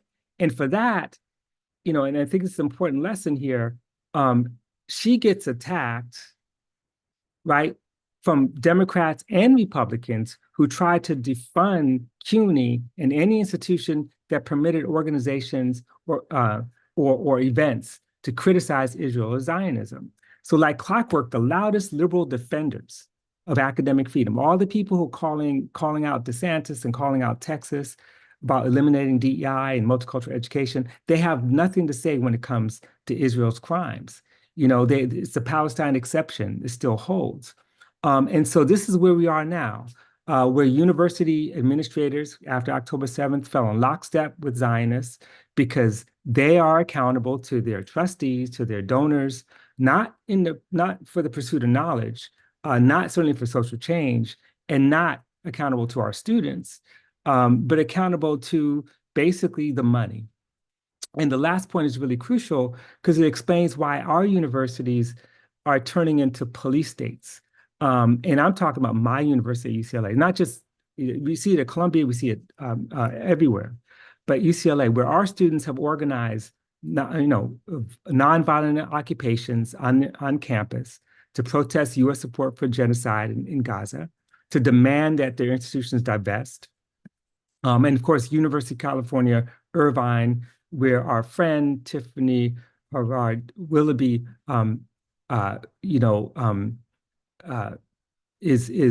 made this very powerful statement and stood up for her students and talked about genocide, Willoughby Harvard. And so that's happening. And meanwhile, our students are being charged with conspiracy to commit burglary for trying to occupy a building.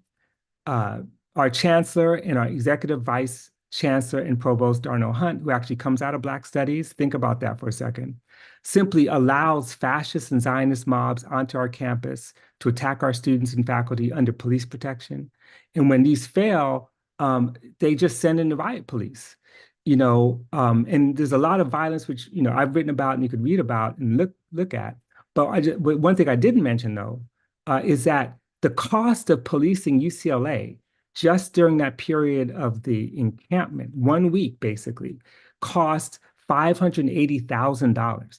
So when Tiffany Willoughby Harvard says, thousands of student scholarships are being wasted, that's what she's talking about. That's not even mentioning the cost of UCPD every single year in the millions of dollars. So what these encampments and this, have done is to kind of create a crisis for the university, one that's a possibility. Because one of the things we don't talk about, and I love the fact that Comrade Matamela mentioned this at the beginning, that Black people have been supporting Palestine for a long time and paid the price. What we don't talk about is the fact that in some of these encampments, certainly at UCLA, Black studies, right? Black study was taking place inside the encampment when our own department sometimes weren't always, vocal. So at UCLA, we had students who held teach-ins on Frantz Fanon, students who just had a teach-in on James and Grace Lee Boggs. Black, Palestinian, and Indigenous solidarity are discussed.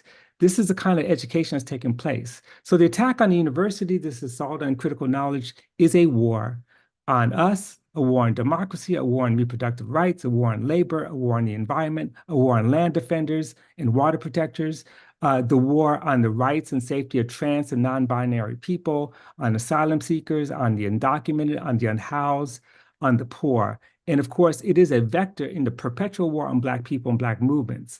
So the current fascist turn depends on controlling this historical narrative. So as we face this rising tide of fascism now, anti-colonial education is more urgent than ever. We have to remember also how we got here. That is by protest, by occupation, by rebellion, by resistance, and by deep study. In other words, what has been going on in these Palestine solidarity encampments from the get-go, right? So as long as we do our work and we do it well, our critical analysis will always be antithetical to the state and therefore always be considered criminal and always contraband. Uhuru, free the land. Wow. Uhuru. Thank you, Professor Kelly. And I just wanted to really appreciate that overview. And yeah, I don't have to go back to most of this webinar to really take in, just how we continue to deepen this question. And what I appreciate was your, making it, one, the quote that you read about fascism, as well as your, helping us to understand Black studies was in opposition, right, to these other, understandings of how to sum up the world, that were existing on these campuses, and why we need to have African internationalist, teach-ins and Black teach-ins on these campuses, in these encampments. And I know you will be staying, and I don't want to take up too much time, but just really wanted to appreciate your work overall, for myself as a scholar, but also as as revolutionaries in this struggle. We take all those skills, and I want to salute your courage as well in that. So, Uhuru. Can I add one more thing? So if Yes. you're trying to reach 1,000, if Yes. you reach 1,000, I'll match that.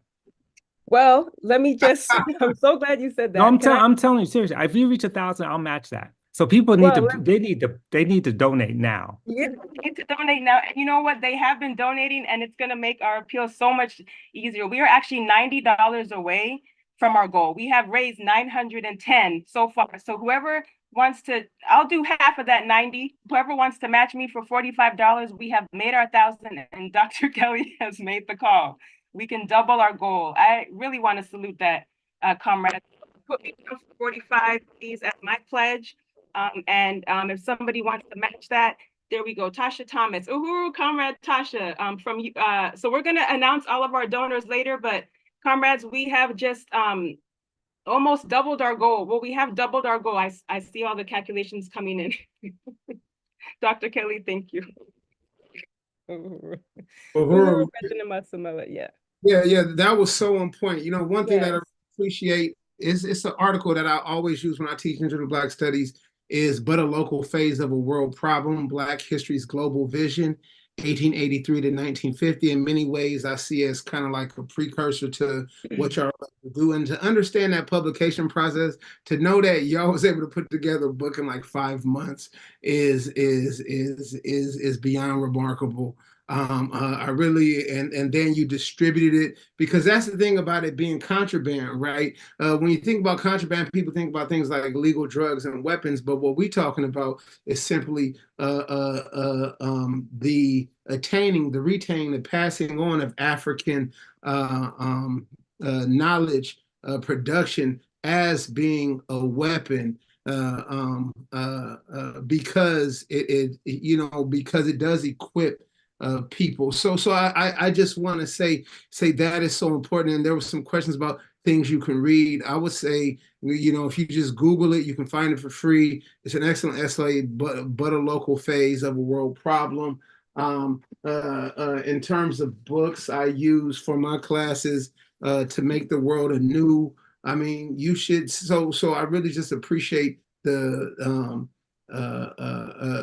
what you had to say. And I really want to get us towards that question and answer period. So we got 2 more speakers. We got now we have Comrade Yusuf Doucet. Comrade Yusuf Doucet. I want to salute you, Comrade Yusuf. Comrade Yusuf actually worked with Sid Lamel, Robin, up there at the Claremont colleges, even though so he did work with Sid Lamel, if I'm correct, for some time up there at the Claremont colleges. Want to salute you on the work that you've done. Once again, another person with an extensive biography. We'll go ahead and paste it in the chat, but we want to bring up Comrade Yusuf. Comrade Yusuf works with the Joko Collective. He's a literature professor at Santa Monica College. And you've just done so much stuff. Really want to salute that you're able to do all the stuff you've been doing from helping us organize the West Coast Black People's March, the chairman's book tour in the fall, the Uhuru 3 tour this spring, and you defended. I just really want to salute you. So Uhuru, brother, or should I say Dr. Yusuf, I want to congratulate you. I also want to salute the important work that you do and the Jokel Collective does in education and cultural arenas. In your presentation, can you speak towards the history of counterinsurgency attacks against Black radical and cultural workers, as well as the importance of the work that you all do with Jokel Collective to push back against this repression that's going on? Happily. And again, I want to thank you, Comrade Matamela, the Hands Off Uhuru Coalition, Black is Back Coalition, to be in this great company, right, is just really an honor. And to share the panel, right, with these revolutionary-minded Black folks. Our culture, right? Our culture has always been a method and a site of our resistance. And here I'm speaking of our culture in terms of our artistic production, right? Because culture is beyond the arts, right? It's almost, well, really all the various things we do and the way in which we make them meaningful actions. Frederick Douglass, tells us about the use of the spirituals, that these were not, merely religious songs for worship, but they were coded messages for resistance, coded messages for those who were going to self-liberate. Our folk heroes in the folk tales, a Brer Rabbit, John the Conqueror, right? These kinds of folk heroes inspired imaginations. And that's really kind of what I want to talk about. The importance to the state and to the civil society that the state really represents and acts as a coercive arm of. They aren't satisfied, right, with merely controlling our bodies, merely controlling our labor, merely controlling our resources, right? I think Fanon puts it, that they also want to colonize our souls, to remake us in their image, so to speak, that we imagine what they imagine. And some things become unimaginable, unthinkable. This is, very much the thesis of Michel Rolfe-Trouillot, and why there are so few retellings of the Haitian Revolution, because the Haitian Revolution existed in the realm of the unthinkable, and it was made thinkable by the Haitian people, by those Africans that indeed liberated the entire island. And before there is a Dominican Republic, there is the island of Haiti. Yes, thank you, Comrade Matamela. So, with that in mind, and the recognition by the state and by the civil society that they represent, to get control of our imaginations. And one way that they do that is through controlling our art. They find themselves in a bind, though, right? Because our artistic production is one more resource for exploitation, right? And our artists, right? One more sector for, massive profits for those alien to our community, right? The colonizing force. And in that work that I just completed that you were talking about, Matamela, I'd also cite Chairman O'Malley, and specifically discussing the colonial mode of production and the way in which the arts and Black artists are subject to that colonial mode of production, right? That it remains a site of both profit extraction, but also what we might call cultural capital, right? As folks learn to affect Black style. But I want to look at some of the specific artists that were specifically attacked by the state, and in some cases completely really had their careers destroyed by the state. Pretty much any English department or literature class in the United States, high school, college, certainly in American literature classes, one is likely to read Langston Hughes, Richard Wright, and Lorraine Hansberry. But it's unlikely that you will learn about their revolutionary, progressive foundations, activities. It's unlikely that you will learn that Langston Hughes had these long relationships with the revolutionary Cuban poet Nicolas Guillen, or with the Haitian communist writer Jacques Roumain, and that they were translating each other's work so that it could be read by the people of their respective countries. It's unlikely, and actually I'm not even sure how often Richard Wright is being taught anymore. But it's unlikely that if someone is going to teach native son, which might be too sympathetic to communists for current departments, you probably aren't going to read Black Power, right? You probably aren't going to learn about his attendance at the Bandung Conference, his commitment to the anti-colonial, anti-imperialist struggle. It's unlikely if you are learning about or reading A Raisin in the Sun, which fits, has its way of fitting nicely into narratives of integration, right? Pioneering into white neighborhoods, et cetera. But it's unlikely that you're going to learn about what Dr. CBS was talking about earlier.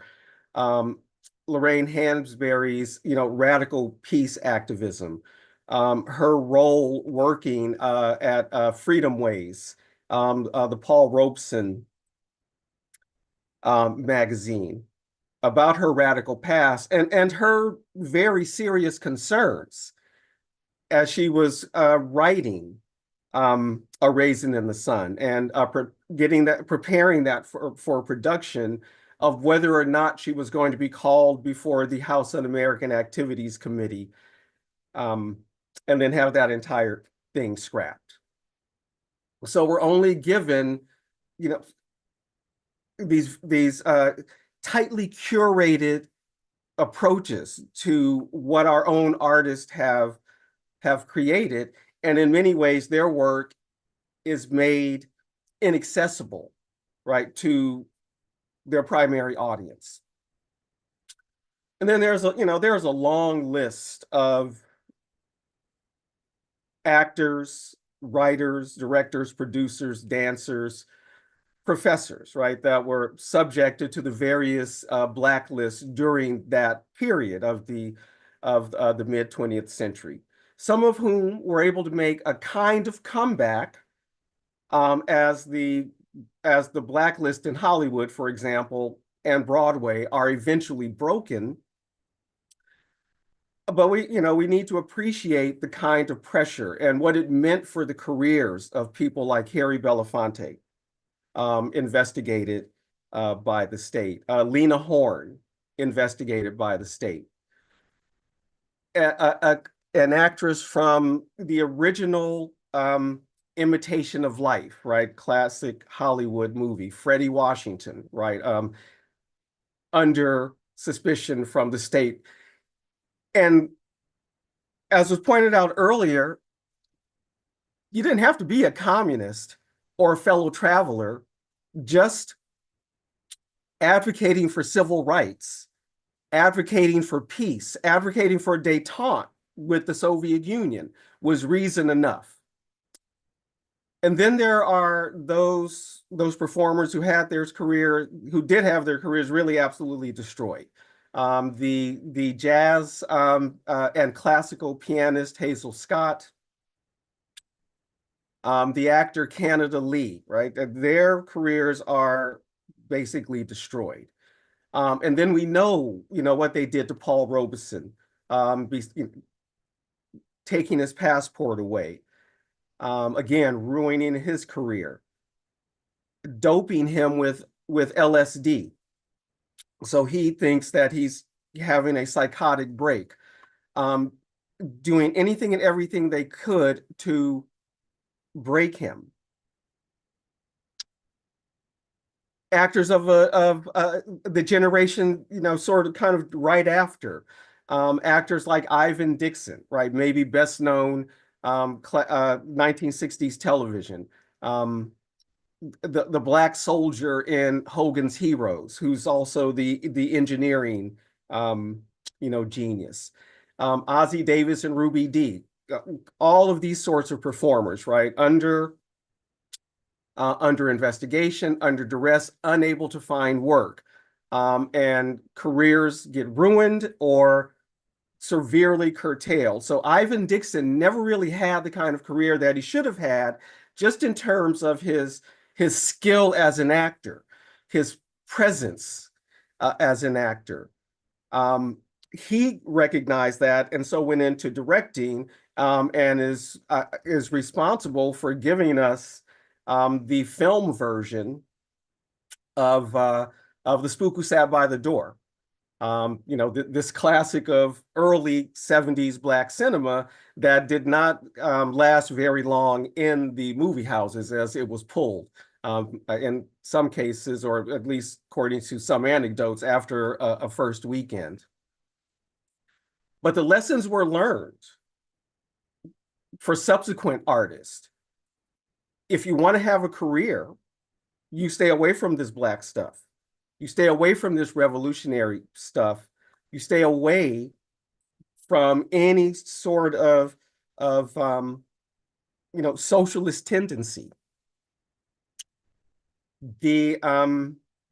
So we have this shining moment, and this is part of what my dissertation covers, looking at the Black arts movement, and particularly the Black arts movement here in Los Angeles, and the Black theater movement. And I call it this shining moment because this is a period of revolution, revolutionary tendency in the world, and that's being reflected in the arts, and the emergence of the Black arts movement explicitly identifying as the artistic or cultural wing of the Black Revolution, of the liberation movement. And theorists of the Black arts movement at the time were very explicit in that. So the founder of the Performing Arts Society of Los Angeles, Van Tuyl Whitfield, continuing to write right in the 90s about what makes Black art Black. And he makes the point, it doesn't matter for a play, if Black people are in it, or even if a Black person wrote it, that doesn't make it Black.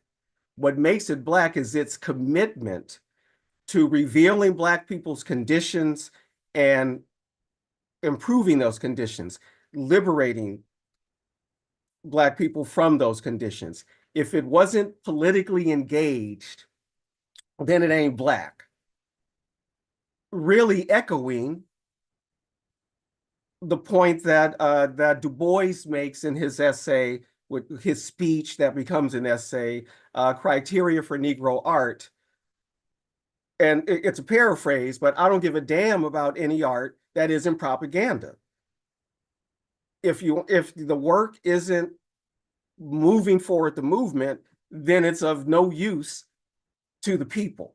It's of no use to the Black nation or the Black internation.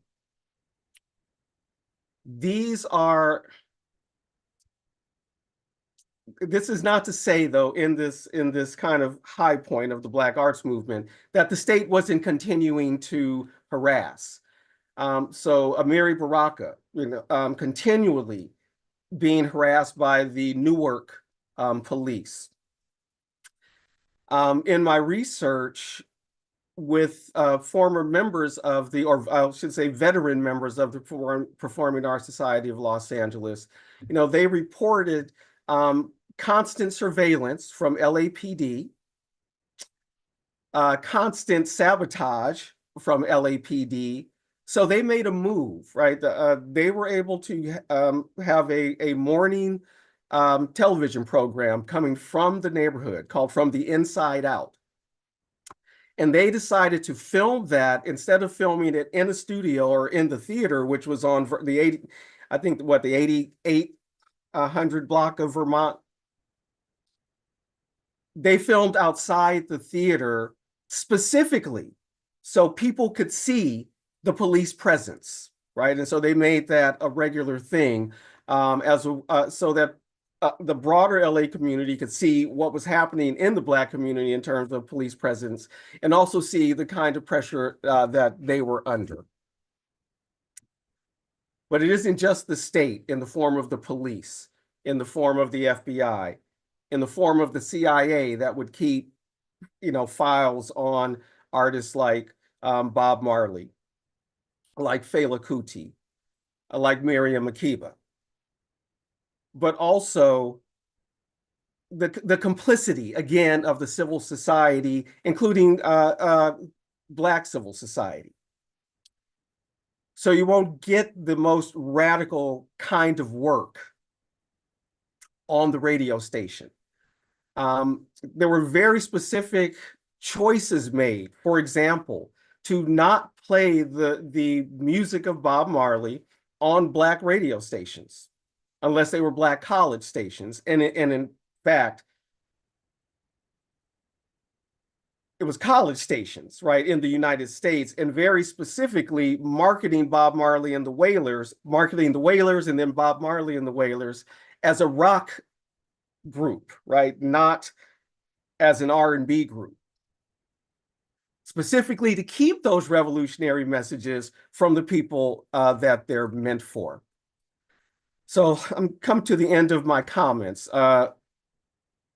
One other, way that both the state and civil society intervenes and tries to keep our imaginations colonized through limiting access to the arts. And one of those ways is through funding controls. One of the weaknesses of the Black arts movement was, in too many cases, right, the reliance on grants, foundation grants, or government grants. When the mood in the government changes, those grants dry up. And the foundations are only wanting to fund materials that aren't challenging the status quo. And so many of the arts programs that were started, many of the formations, they're unable to continue their work because they can't afford to. And Sam Greenlee, right, the author of The Spook Who Sat by the Door, and talking about raising money for the film version. And I'm going to paraphrase him. He says, he knew some of the richest Negroes in Chicago, and not one of them would give him a dime to make that money. I think it's important to recognize that the sectors of the Black bourgeoisie are uninterested in funding Black revolution, right? They are committed to finding their place at the imperialist table. So how do we get this art? How do we get to the art to the people? There are any number of ways, right, that people do it outside the various models How do we make popular films like As Above, So Below? This revolutionary film that comes out of the PASLA Film Workshop made by Larry Clark, one of the filmmakers of the LA Rebellion. This is before he gets to UCLA. As of now, the only way one can see this really revolutionary work, As Above, So Below, starring Gita Hadi, Nathaniel Taylor, best known for playing the character Rollo on Sanford and Son. Very few people know about his very revolutionary work with the Performing Arts Society of Los Angeles for nearly 30 years. That film is housed at the UCLA Film and Television Archive. UCLA is a public university, but is it really available to the public, right? And how do we get a film like that out and popular to go along with films like The Battle of Algiers, The Spook Who Sat by the Door, and so many, the Cuban revolutionary films, right? How do we get those to folks continues to be the challenge. Whether the new media is a possibility really remains to be seen, especially since it's organized on the same capitalist principles. One shout out, one place you might be able to find where you can find some revolutionary films, I'll put it in the chat, is if you go to PAF.org, PanAfricanFilmFestival.org, where that might be one place where you can stream some revolutionary content. And as the founder of the Pan-African Film Festival says, Ayuko Babu, you'll find popcorn movies there too, but you'll also find the kind of revolutionary stuff that we need. And the Pan-African Film Festival is over 30 years old now. So, there's tons of material. So I may have gone over time. So thank you. Uhuru. Uhuru, I really want to appreciate that, Yusuf, and LA Rebellion. I want to salute the organization that I lead, the International People's Democratic Uhuru Movement, that has been holding these at least twice a month film screenings in the African community of North St. Louis, and part of that, watching many of these films, like I said, getting them in front of the people, but also allowing for these to be a part of that Black study process that we heard Professor Kelly speak of, right? So the important thing is to get these in front of people, give it back to the people. This is what Louisa Kinshasa calls essentially a process of de-bourgeoification, not suggesting that these arts themselves are the product of, say, bourgeois intentions, but when we keep them at those universities, in those special collections where, before Bush Mama had been reprinted, or Bless the Little Hearts, or Killer Sheep, you're talking about a couple thousand people total that have seen those. But when Bush Mama was actually originally produced, before its even initial production, it was aired at a conference organized by the African National Prison Organization, that was organized under the leadership of the African People's Socialist Party. And that conference took place in 1978 in San Francisco. And Bush Mama isn't officially released until 1979. So that shows a connection between the cultural workers and the revolutionary workers on the ground, and that's what we need to use these spaces to facilitate. That we need to de-bourgeoify them. So I really want to salute you and your work, and just the way through which all this stuff is working together. I know some of the people that we have are might have to take off before we conclude, but they will be answering. If they have to leave, they will be answering questions in written form, and we will be able to bring those questions. So make sure you get those questions up. So I'm going to pass it now to Chair Moise. Thank you, President Matsamela. And I just wanted to, I know you just went off camera, but wanted to appreciate Brother Yusuf as well, who's a member of the Joko Collective. Joko Collective is also I really want to encourage people to follow them on YouTube and, get in touch. And I hope you can also include that information, a space for African intellectuals, and your presentation on culture, and what you said around, that if, it was like, Black, if it reveals our conditions, tries to improve or uplift our conditions, this is how, they know that it is, an attempt for us to move the people and to, culture was never separate from our revolution, from our struggle for liberation. I just think that's really important. And many people have even been introduced to the chairman through cultural workers like Dead Prez and these others as well. So I just want to really salute that presentation. Salute Joko Collective, Sister Tasha and Sister Mila and the Black as well. So yeah, I'm gonna bring up another one of our analysts of my leadership, and one that is, I know, the reason why I am here. This is Chairman Omali Yeshitela. I want to appreciate the chairman and just give a brief intro with some slides, and then we will bring the chairman up as well. And one thing I do want to say is we're going to make sure we link all these bios in the descriptions of these videos as well, so that people can see all the great works of our panelists. And I want to, I'm very honored to introduce the leader of the chairman of the African Socialist Party, Chairman Omali Yeshitela, who is fighting for the liberation of Africa and African people everywhere, putting power in the hands of the African working class.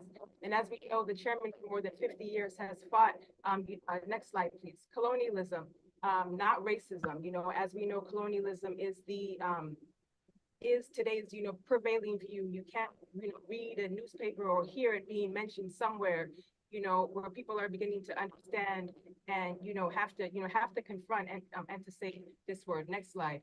The Uhuru movement, and again, Uhuru means freedom. So this is a movement for freedom. We are not a protest movement, and we fight for African self-determination and self-government. And in 1982, the chairman indicted the U.S. government on charges of genocide based on the Genocide Convention. This is a picture of the tribunal that took place in Brooklyn, New York, making the demand to make, as the chairman said on the next slide, build this movement, right? And to make reparations a household word. Chairman has traveled all around the world. Here's a picture of the chairman in Namibia, and also pictures of the chairman in South Africa. Chairman that you see here right in the heart, of the belly of the beast, with Comrade Huey P. Newton up until his death, closely allied with others in the anti-colonial struggle and winning the demand for reparations. And again, we cannot recognize, on the next slide, we want to, salute our comrades in the Mexican indigenous struggle, because we cannot have this conversation or this discussion around liberation and all of this without the question of colonialism and recognizing settler colonialism as it exists right here. And you have Chairman with, Comrade Ernesto Bustillos, long live, as well as the comrades from Del Barrio, who are also on with us on this webinar. And again, when the chairman was 25, making this, bold act of Black power, tearing down this anti-Black mural in the city of St. Petersburg, Florida, that was just there for Black people and African people to just see daily, degrading us. And here we go, the chairman was sentenced to 5 years in prison. Founded the Burning Spear newspaper, which was published more than 50 years ago and still in print today. This needs to be in our classrooms, on the streets, everywhere. And this is the work of the party to help put out the Burning Spear, which is the voice of the African working class, as well as many of the chairman's books that we have, have on our website for anybody to, purchase. Most recent, Reparations Now, which is an account and testimony of that, of that World Tribunal, and the chairman's Oxford debate in 2019, which received a standing ovation on the question of should Africa achieve a closer unity? And the answer is yes, and the answer is that we're doing it, and that's why I want to salute Chairman Omali Yeshitela. Welcome you, Chairman, onto the program, and yes, Uhuru, and I think you're on the ground in St. Louis, so I'll make sure that we can prompt your video and what else you might need, but. Uhuru, thank you so much, Secretary General Mwezi, for the introduction. And I want to express my profound appreciation for everybody who's come on to this meeting today. Comrade Masamela, it's an extraordinary panel that you pulled together as a part of the struggle that we are involved in for the liberation of our people. I want to just say a couple of things I had not intended to say initially, but I think it's important to perhaps help us to understand at least some of the conclusions that we have come to, I have come to, and the kind of things that's informed the work that we have done.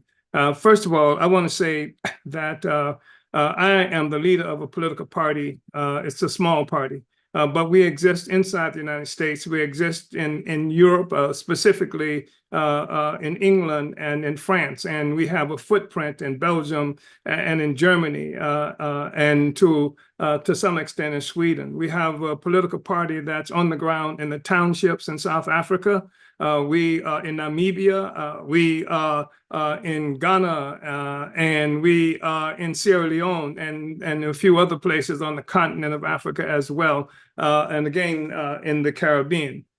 I'm saying this because our objective, the work that we do, and the reason that the United States government, one of the reasons, felt it necessary to attack me and our party, our movement, our comrades to come at pre-dawn in the morning with armored personnel carriers and flashbang grenades and drones and military weapons and battering rams, knocking down doors and breaking windows and things like that, and indicting us and intending to send me to prison for 15 years, which is effectively a life sentence for me.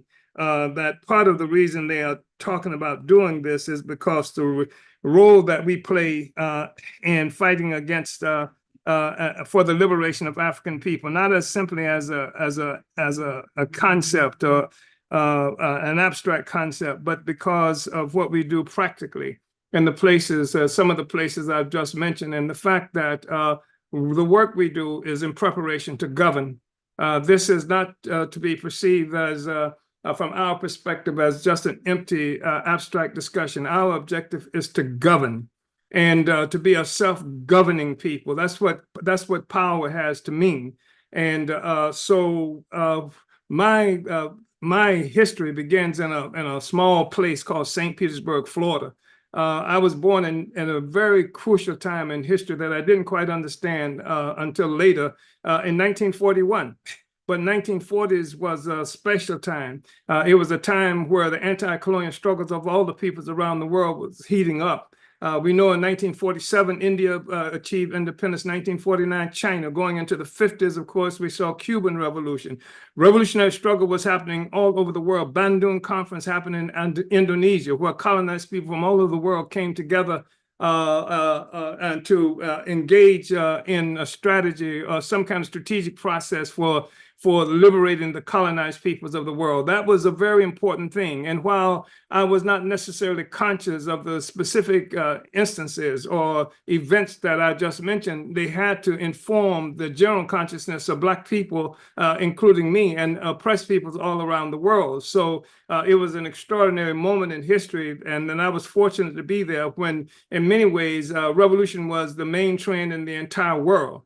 And it was what I'm sure contributed to my confidence. And another thing that contributed to my confidence, so I can be, like in this room now with these extraordinary academicians, intellectuals, and what have you, which is not something I've ever assumed myself to be, is that I was fortunate to have learned to read while I was still in diapers, and that's a literal truth.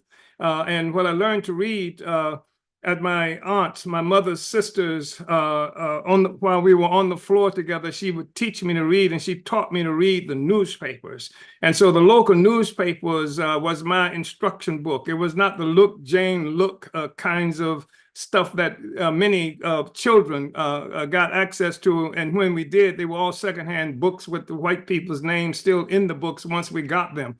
But it was real life, and it had to do during a time in history where lynching was a national pastime in this country. And so this is how I learned to read, and that was a fortunate thing for me. So that I could read very early on, and I read everything I could get my hands on. And this was really the beginning of my education process and the atmosphere within which it occurred. And that's the thing that informed me. And by the time I was in my senior year in high school, I quit school.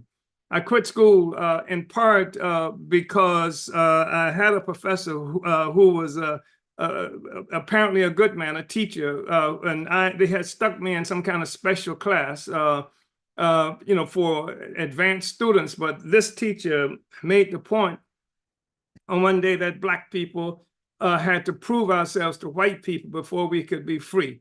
And I remember having a serious disagreement with him. But of course, he was an erudite person. He was much smarter, had so much more information, and he controlled the mic and the students in the class. So there was no way I could win that debate. And but that was one of the things that helped to push me and create disinterest in trying to be in the classroom. So it was much later on. I, as a 18-year-old, just turned 18, I joined the U.S. Army. I joined the U.S. Army because I felt into this whole notion of join the Army, see the world, and made an assumption that somehow that what was happening to us, me, and the things that placed limitations on my future was the fact that I lived in this small southern city where Black people were restricted by law to a 2-square-mile area in that city. And then I joined the Army, and of course, on my way to being inducted, ran into the most vicious kind of anti-African sentiments that you could imagine. So I was being educated. I was in Berlin, Germany. I was in Berlin, Germany when the Berlin Wall went up. I was in one of the first tanks in a military combat situation with Russian tanks. I was there when I had an opportunity to meet African people from Africa and from other places around the world that helped to shape and mold my consciousness, and to see even Germans in other places. I'm in Germany 14 years after the formal defeat of German Nazism, and treated better by Germans in Germany than I was by white people and the American government in the United States. So this was extremely informative, and it helped to influence me a lot. But I want to make the point that the thing that took me to academia, the thing that took me to studies, was actual life that we lived as Black people, that I encountered. And the oppression, the exploitation, living with the reality of lynching that was going on a regular basis, living with the reality of being restricted and where we could live. And my father, who died at an early age, well, in fact, I was just going into the Army, who died at 52 years of age, working as a laborer on the railroad. These are the kinds of things, my neighbors and et cetera, and the conditions we live with. And so this is what pushed me to study, to look into political economy, to look in to the question of the conditions that we suffered and experienced as a people. And it's from that moment that I began to do some studies. So I don't have the kind of pedigree that people in this meeting have, but I started early on fighting against our conditions, and that's what pushed me into achieving some kind of understanding of this reality, to study political science, to study theory and revolutionary theory, and had to fight against white nationalist leftists who understood the whole world and declared that they are the ones who were going to lead Black people and lead Mexican people and lead other oppressed people, that we didn't have the mental facility to be able to do that. And when we talked about Black power, somehow we were some kind of nationalists that was splitting an imaginary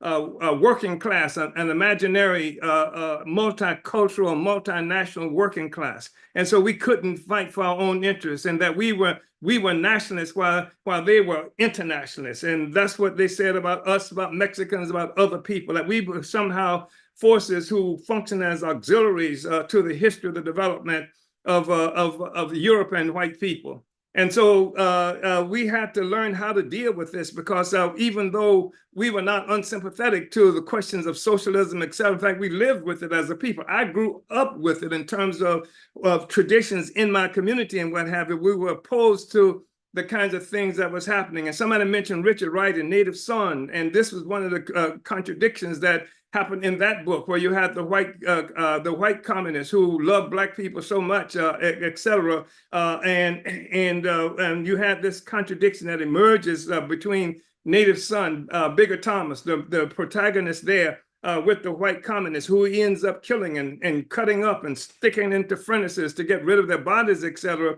It was representative of a real kind of contradiction between African people who are colonizing and white people who love us. So I want to say that part of what I think that is really necessary in terms of solving the problems of the revolution, and that's what the education should do. It's been inferred, at least, that education, the dual related purpose of education is to prepare in any society, is to prepare the people in that society for production and also the reproduction of the ideological basis of that society, ideological foundation of that society.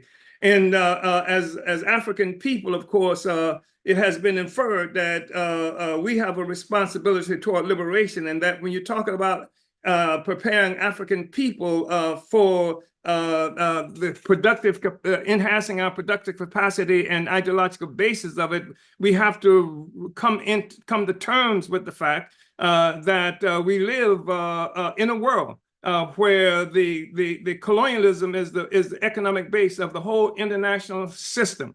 Colonialism is the economic base, and sitting on top of that economic base is what Karl Marx would refer to as the superstructure, the ideas, the institutions, et cetera, sitting on top of that. And for the first time in history, a world economy was created, and that world economy was created through an assault on Africa that dispersed African people all around the world. And this thing that we refer to as the capitalist mode of production, we disagree with Marx, who determined that the way capitalism came into existence, or he was correct in this assessment, that what he referred to as primitive accumulation, he said that in order to understand how capitalism came into existence, there are certain things that have to be understood, and that there was a production of capital before there was capitalist accumulation. This capitalist accumulation came about through turning Africa into a warren for the hunting of black skins, and what had happened to the indigenous people interred into mines here, and what was happening to the people in India. And he said that quite clearly, that the wage slavery in Europe required as a pedestal slavery pure and simple in the New World.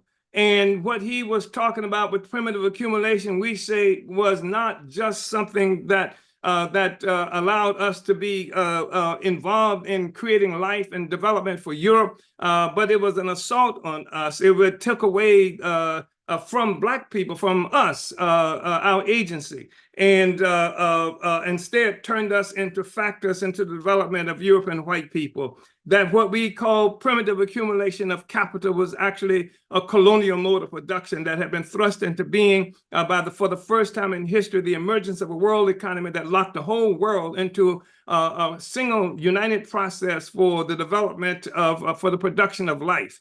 And it's a parasitic mode of production. And everything stems from that. And that's how we've come to understand that. And that's how we're fighting against it. And that's why we build, we say there's not like a lot of colonialism that we have to fight against. It's a mode of production.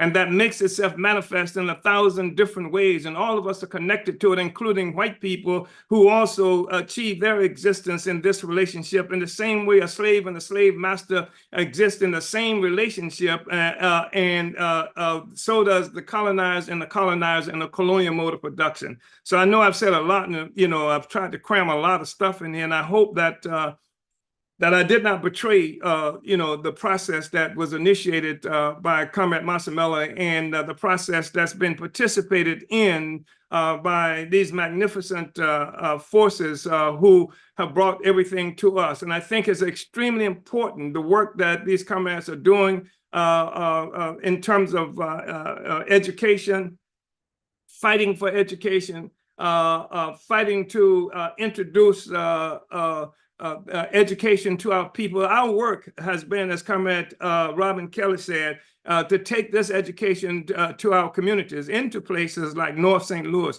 the most economically depressed sector of the city of St. Louis, and into the communities, and not just to take them as ideas, but also to put forth absolute material manifestations of what it means to be an African internationalism. What does African internationalism mean concretely? Because we say that your theory, any theory, is worthless if it's not something that can make itself representative in the lives of the people. And that's what we are involved in doing. And the people are critical, key to that, because that's where the real makers of history are located. It's not going to be the permission from universities, what we can teach the people. We teach what we can at the universities, But what we have to do is go into our communities and take political education there and learn from the people what the real requirements of life are that they are confronted with. And then that's a part of the revolutionary project. And we have to be a self-governing people. And so everything that we do is designed to negate colonialism. And when we say negate again, it's not just saying no to colonialism, it's saying yes to a future of liberated people. And that's made manifest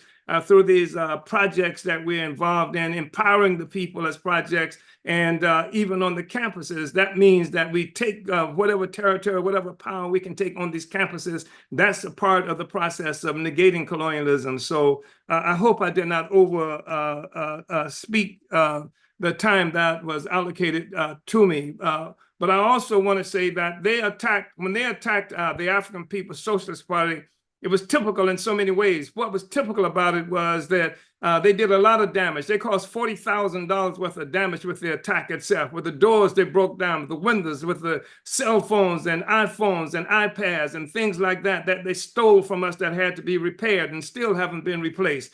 And then we've spent more than almost $300,000 just in legal fees alone. And that there's so much other money that's going to have to be spent in terms of the work that has to be done. But we are predicting a long, hot summer. And this long, hot summer begins now. And it begins with discussions like the ones we're having now. And it's going to culminate in September. And September 3rd, we are supposed to be on trial for our lives, for my life, and for Penny Hess and Jesse Neville. They will be on trial as well. And a point is that every day in September, for the month that they say that this trial is supposed to last, we want to have every radical, every revolutionary, every so-called anti-imperialist that's in this country and many from other places to be in the Tampa Bay area for mobilizations that we're going to, demonstrations that we're going to have, and the regular forums every week. That's going to be the case. So it's a long, hot summer, as we used to say in the 1960s. And we are reproducing that long, hot summer starting now. So thank you so much. And just a splendid statement of appreciation to all of you, comrades, who spent so much of your life doing the kind of work of study and taking study and education to masses of our people. And I'm hoping that we can have access to you also in our communities where we live concretely on the ground, translating what you've just said, obviously into the language that the people can understand. And again, thank you, Uhuru, all out Tampa, Florida, September 3rd. We are winning. We can win, Uhuru. Uhuru. Wow, Uhuru, Chairman. Really want to just really salute your presentation, your summation of where we are in the world, and just join you in uniting our really tremendous and really important and profound panel that we have on today. Those of you that are just tuning in, you are listening and you are tuning into Black Studies and, the struggle against anti-colonial free speech. We have on here with us today a remarkable panel of African intellectuals who are making the call for us to get organized and to start to continue to control the narrative in our schools, in our communities, in the streets, because that is where this struggle is waging itself. So I do want to just join the chairman before we move into our appeal to remind everybody that this is a webinar to make a fundraiser for what the chairman just said, the Uhuru 3 trial on September 3rd in Tampa, Florida. And you heard today from brother Ralph Pointer, long live comrade Ralph Pointer, as well as sister Betty Davis of the Black is Back Coalition. We also want to appreciate comrade and Professor Sharice Burden-Stelly, who gave a really important presentation on political theory and the intellectual, the attacks against African intellectuals, as well as Dr. Robin Kelly, who joined us on today and is still with us to address any questions that we have. We want to salute you, comrade. Thank you for being on, as well as the chairman said, to continue to put this out there, and want to salute comrade Yusef Doucette of Joko Collective, who was on another front brought to us the attacks against African culture. And just want to really salute everybody, because President Matsumela, I know we're going to do the appeal, but we really don't have to say much, but we will pull up just a few slides just to show everybody, where we are. And I just want to thank and salute everybody because we came into this webinar. Well, actually, President Motsman, I don't know if you wanted to add anything before I move to the appeal, but I wanted to, give you a chance to sum up anything from the chairman. No, yeah, I just want to salute everybody who have been on. I want to salute Professor, I think it was Sharice Burden-Staley, who had to depart, but was able to answer some of the questions in the chat, especially around some of her works, as well as Claudia Jones and things like that. I would suggest, like I said, go and get her book, the one on Organized Fight Win, but also the other. She got some other articles and things like that out there on Claudia Jones. And of course, someone who we're all indebted to, Carol, the book Left of Marx, the one on Claudia Jones is an excellent book. So just want to salute everybody who's sticking with us. We know we're over just a little bit, but this really is a remarkable event. I was at Claudia's gravesite, just left of Marx. That's where it comes from. It's just to the left of Marx. Yeah. Exactly. I mean, the truth is, if there's anything to that, it would be far left of Marx. But so yeah. But yes, so much important stuff. I mean, Professor Robin Kelly, from the jump, from the initial attacks and subsequently has continually supported this campaign, the work of Chairman. Of course, Chairman, you talk about the pedigree. You can't have a pedigree when you're at the top of the. When you're at the top, when you're at the top, we the ones with the pedigree. You at the top, Chairman. So yeah. I mean, I love the way in what you said, because like I said, I mean, Cedric Robinson, all these other people who we all look up to, and look at sort of the way in which they're contemporaries, and I think they would even agree that the thing is they were all contemporaries with you in the 60s, but then the fact that from the founding the party in 1972 with the express intent of reviving and completing the Black Power movement and leading that work for over 50 plus years is important, because see, without the revolutionary activity, as all the people on this panel have been talking about, there's actually a level of pessimism that, as you've taught me this. I just want to say that you taught me this. There's a certain level of pessimism that can be involved in intellectual work, because at the end of the day, some of what we're dealing with is sort of litany, 600 years worth of colonial attacks against African people. As you know, so it's just important for us to understand this. So I want to salute this. I was having a bit of a discussion right now. We need to give the appeal. So I want to move towards Mwezi so we can give the appeal. Thank you, comrade. Yes, let's go ahead and, as we say, the political and economic are one, that this is a political struggle, and we are in the process of, pushing back against these attacks. And so I want to salute everybody. During the webinar, we had a goal coming in with $1,000 to raise, and Dr. Robin Kelly upped the ante and said, if we raise 1,000, I will double it, or, I will match it. So we doubled our fundraising. We raised $2,000, and we are actually at $2,054 raised. So that actually, our fundraising committee, who is serious about raising this $100,000 that we need towards trial, said, let's up it to $2,500. So here we are with $446 left to raise by the end of this webinar. You can do that by going to handsoffuhuru.org/donate. And I want to just take a moment to read all of those who have donated on today. I want to really appreciate Youssef for your $100 that kicked us off, Ruby for your $50 donation. I want to salute Ingrid for your $40 donation, Betty Davis, who is one of our panelists, $250, Uhuru sister Betty, Comrade Brendan for a $20 donation, Uhuru Brendan, Sharice Burden-Stelly, $100 donation, Uhuru Comrade, an anonymous donation of $40, Matsamela, a $60 donation, Uhuru Comrade, Corazon, $25 donation, Belinda, 40, Penny, 50. What else do I have here? Let me go better so I can see these eyes. Rachel, $50. Wendy, $25 donation. Uhuru Wendy, Mwezi, $45 pledge that I will complete by the end of this webinar. Tasha, you're 45, who matched me. Robin Kelly, 1,000. So much. I want to appreciate you, comrade. And as well as Lisa Davis, who is the vice chair of the Black is Back Coalition for Social Justice, Peace, and Reparations, gave $25. Uhuru, Lisa, we want to appreciate just a few more. Oren for your $24 donation, as well as Anton for your $45 donation. And thank you, Justin, for keeping it going with $20 donation. So I just wanted to, that's a long list.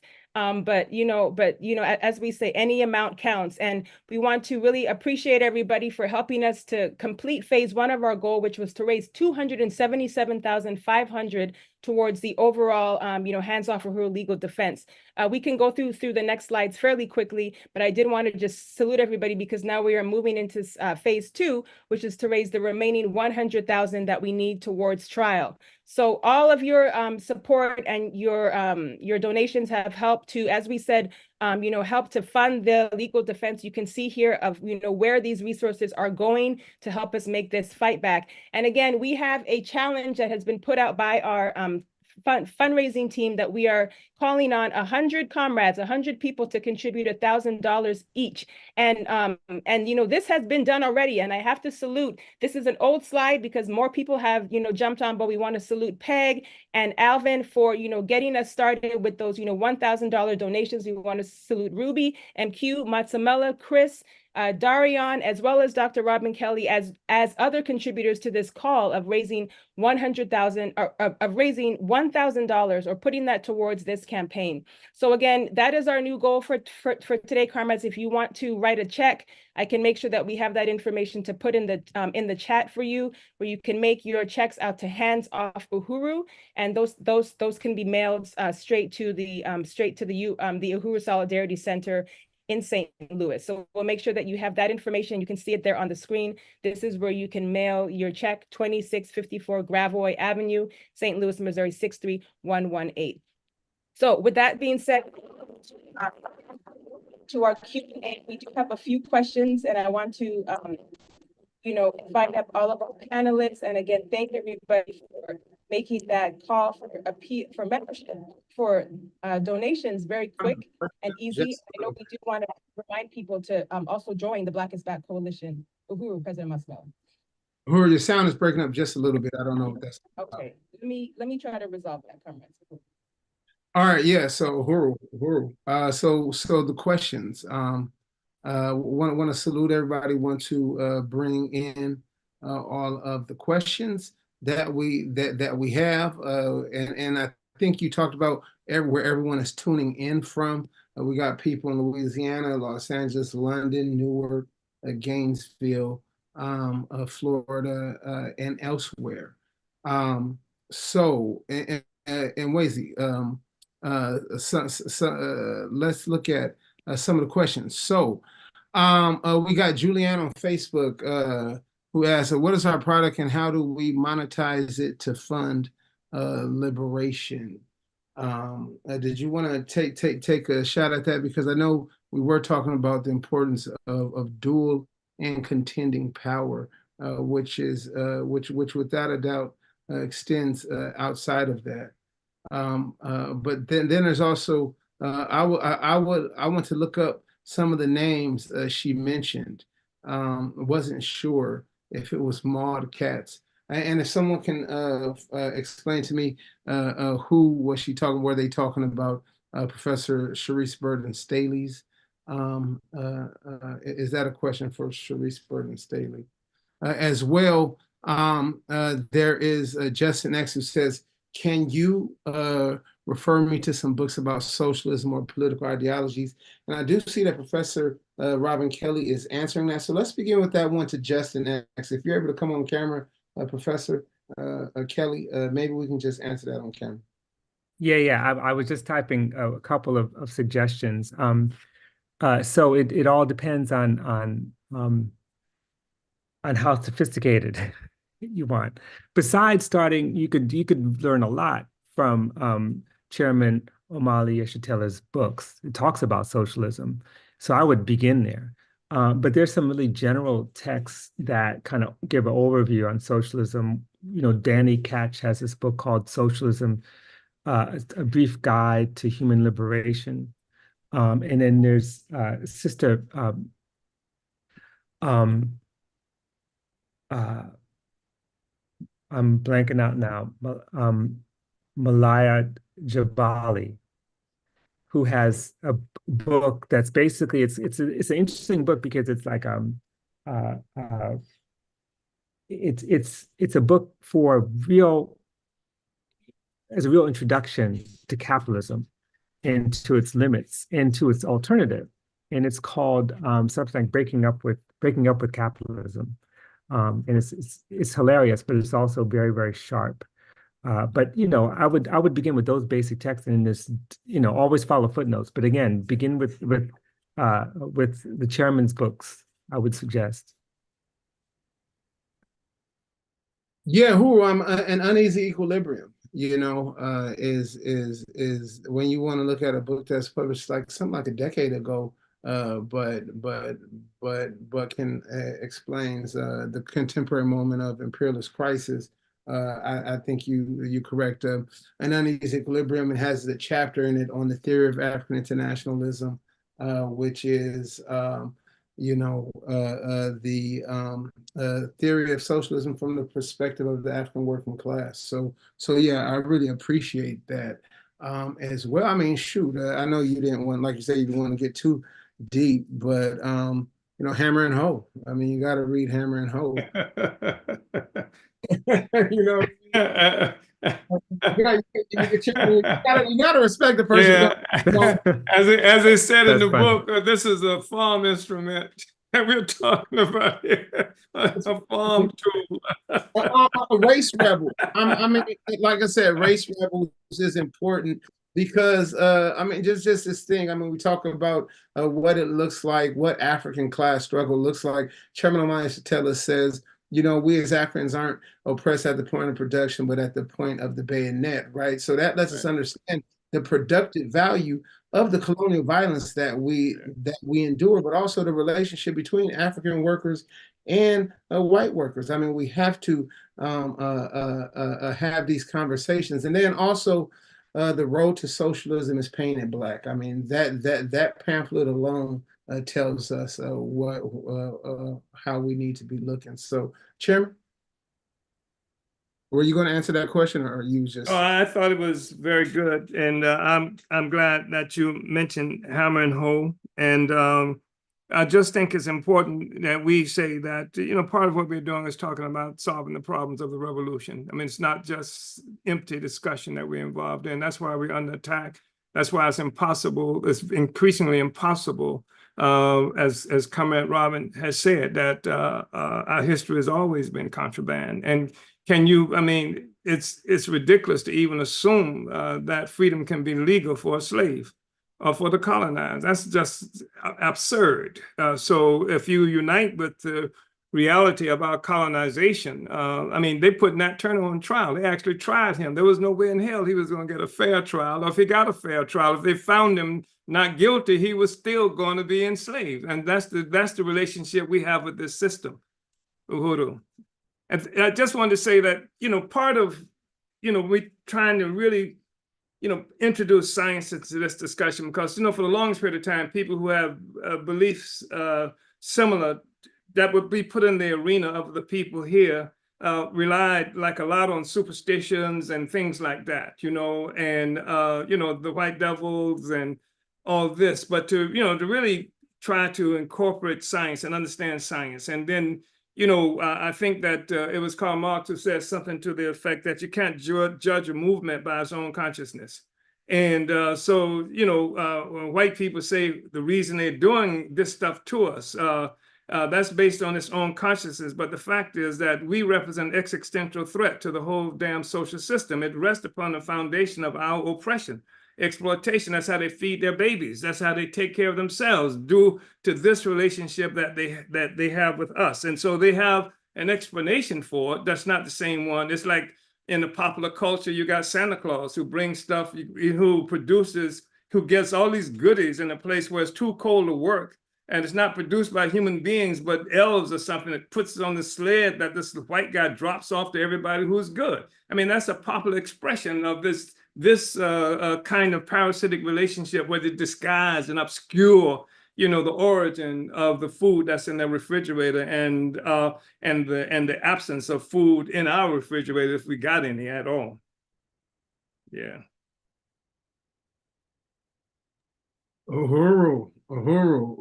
Yeah. I mean, I really do appreciate that. And like you said, moving from a sort of idealism, and that idealism can take many forms. That idealism could sort of have you stuck to the ideas of Northern European people from 150 years ago, even with the understanding that they themselves were supposed to be scientists and would have to agree with the advancements since then. I mean, I know that Robin, his political project has been about that. I mean, I think that's what Cedric Robinson's political project was about, and that's what the African People's Socialist Party is about.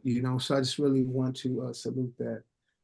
Are there any other questions? If not, we're going to move towards or any other comments that some of the panelists would like to make.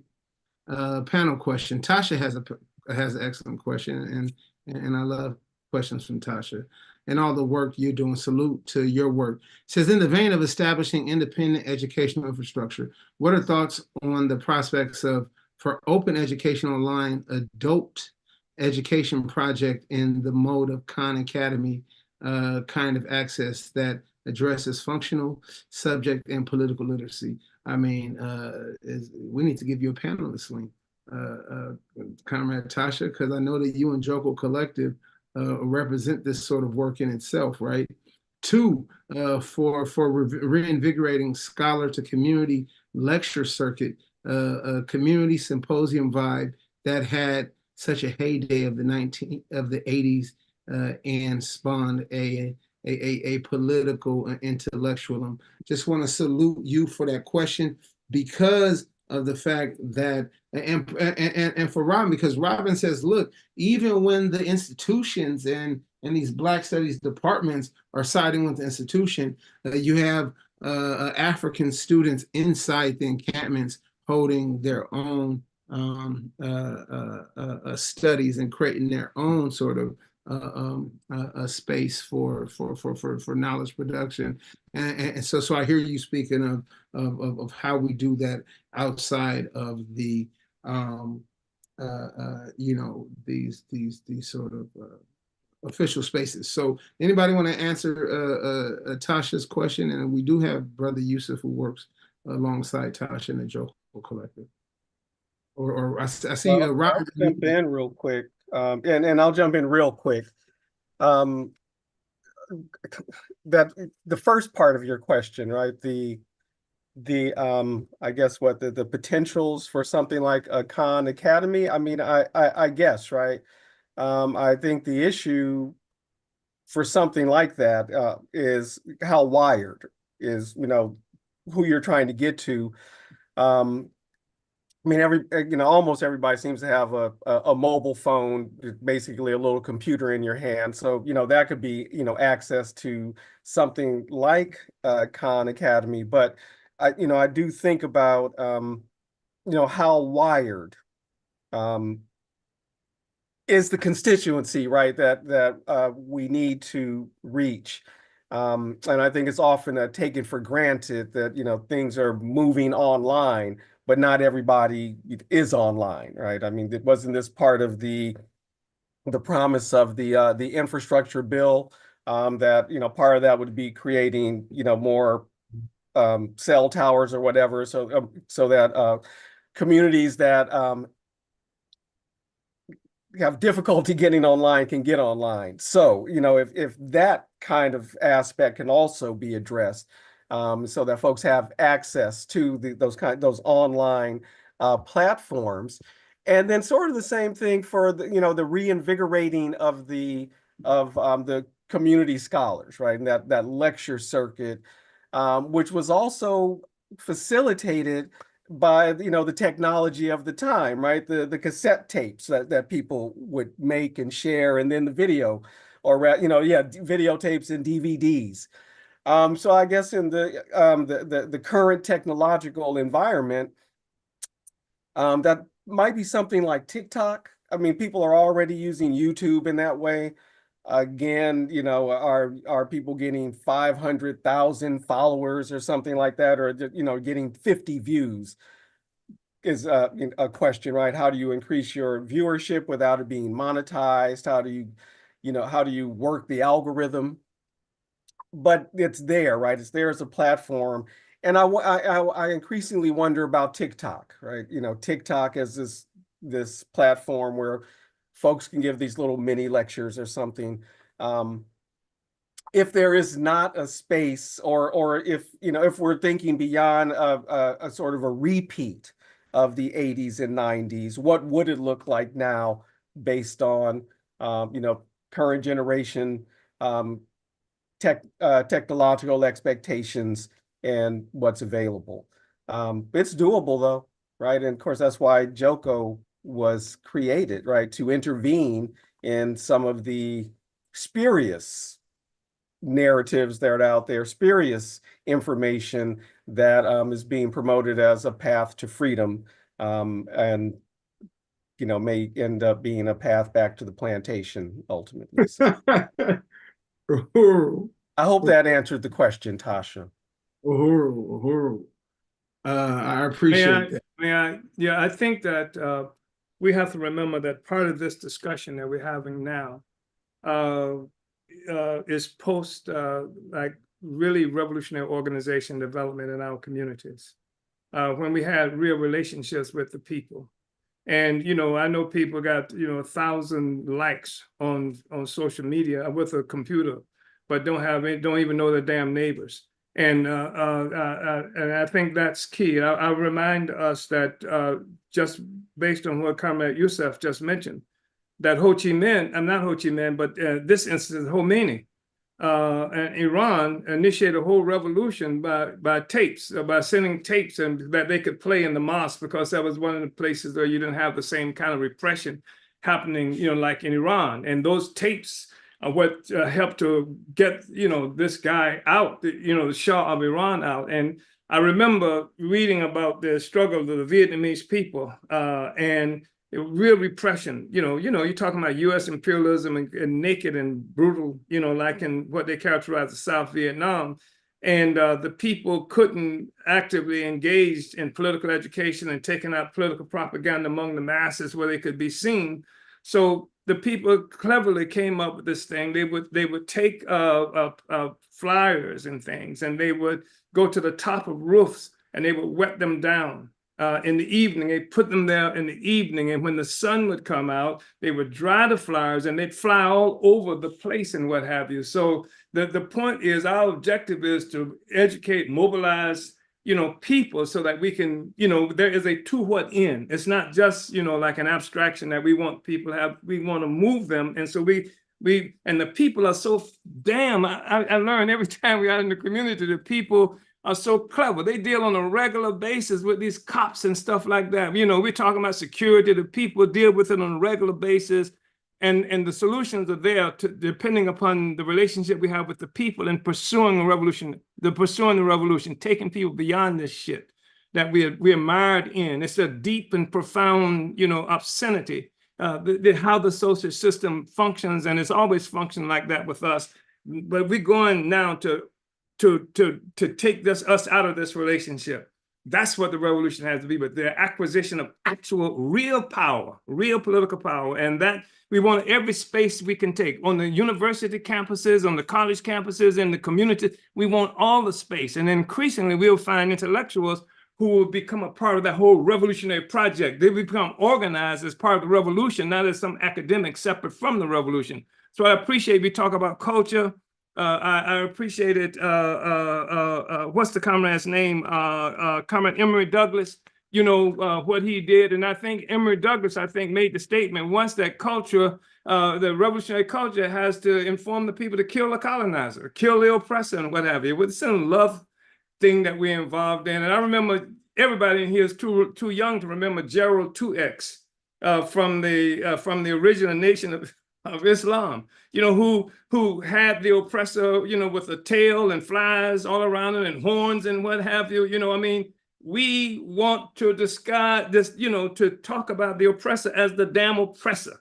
And as Huey P. Newton, what did he say? Something about that the oppressor, something that have no rights that the oppressed have to respect and stuff, something to that effect. But anyway, yeah, Uhuru. I like that. Comrade, were you about to say something, Comrade Robin?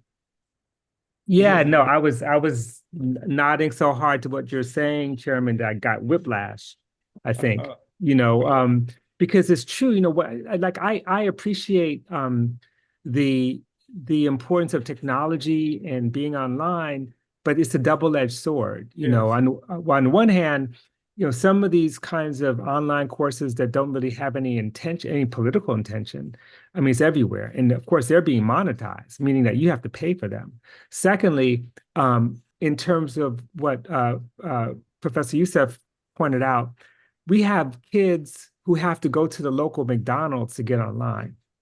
If the library's not open, the library's hardly ever open when they have libraries. So it's not as if we're all on the internet in a really accessible way. And to see these kids sitting in McDonald's trying to do their homework, it's sad, So one of the things you pointed out, Chairman, was the importance of actually being in the room with the people, knowing who they are, knowing our neighbors. And sometimes you don't need 500,000 when you've got 25 in the community. That's way more powerful.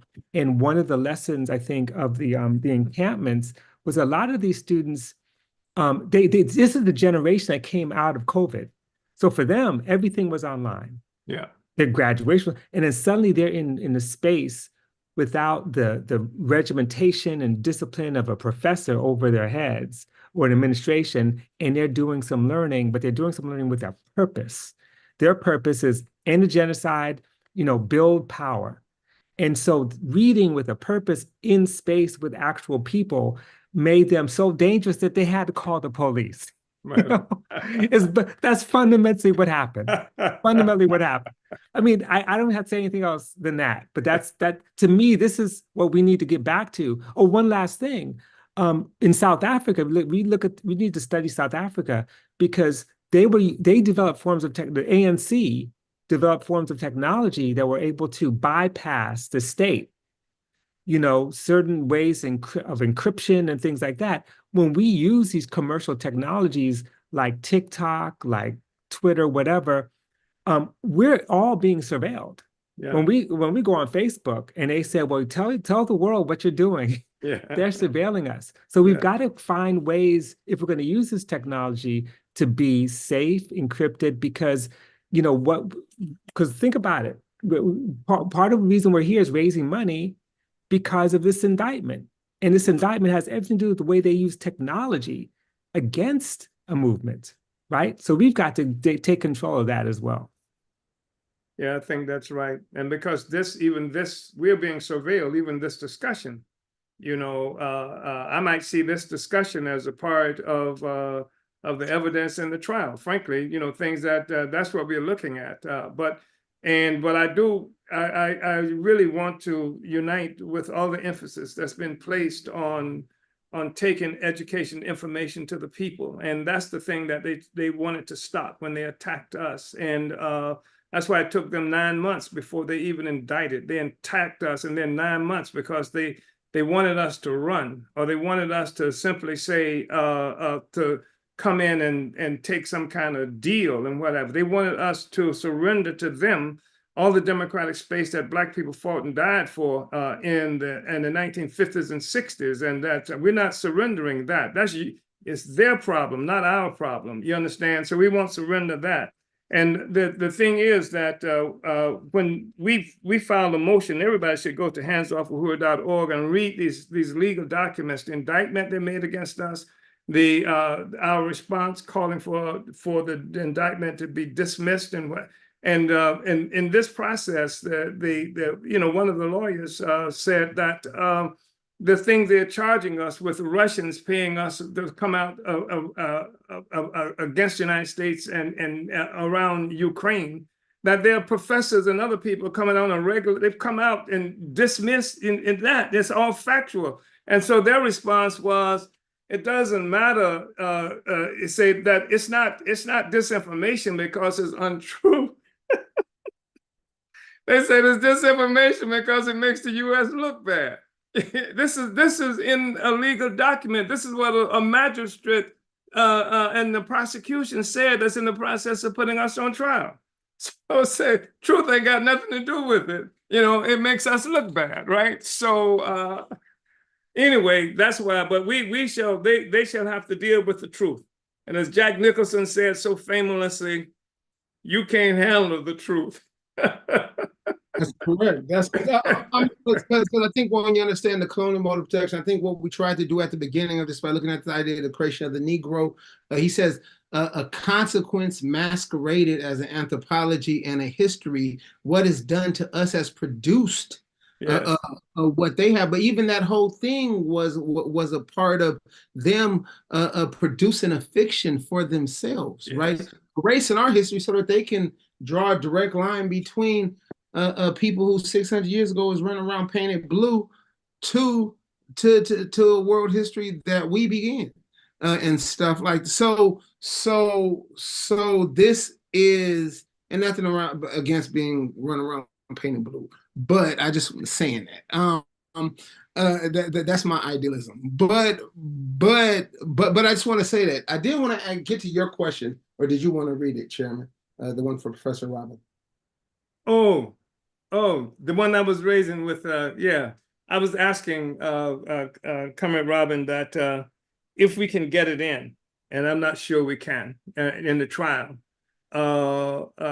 If we can make them deal with it, would you be willing to appear as an expert witness, you know, from terms of history? Oh, sure, of course. Sure. Of course. Yeah. I mean, I just need the date. Yeah.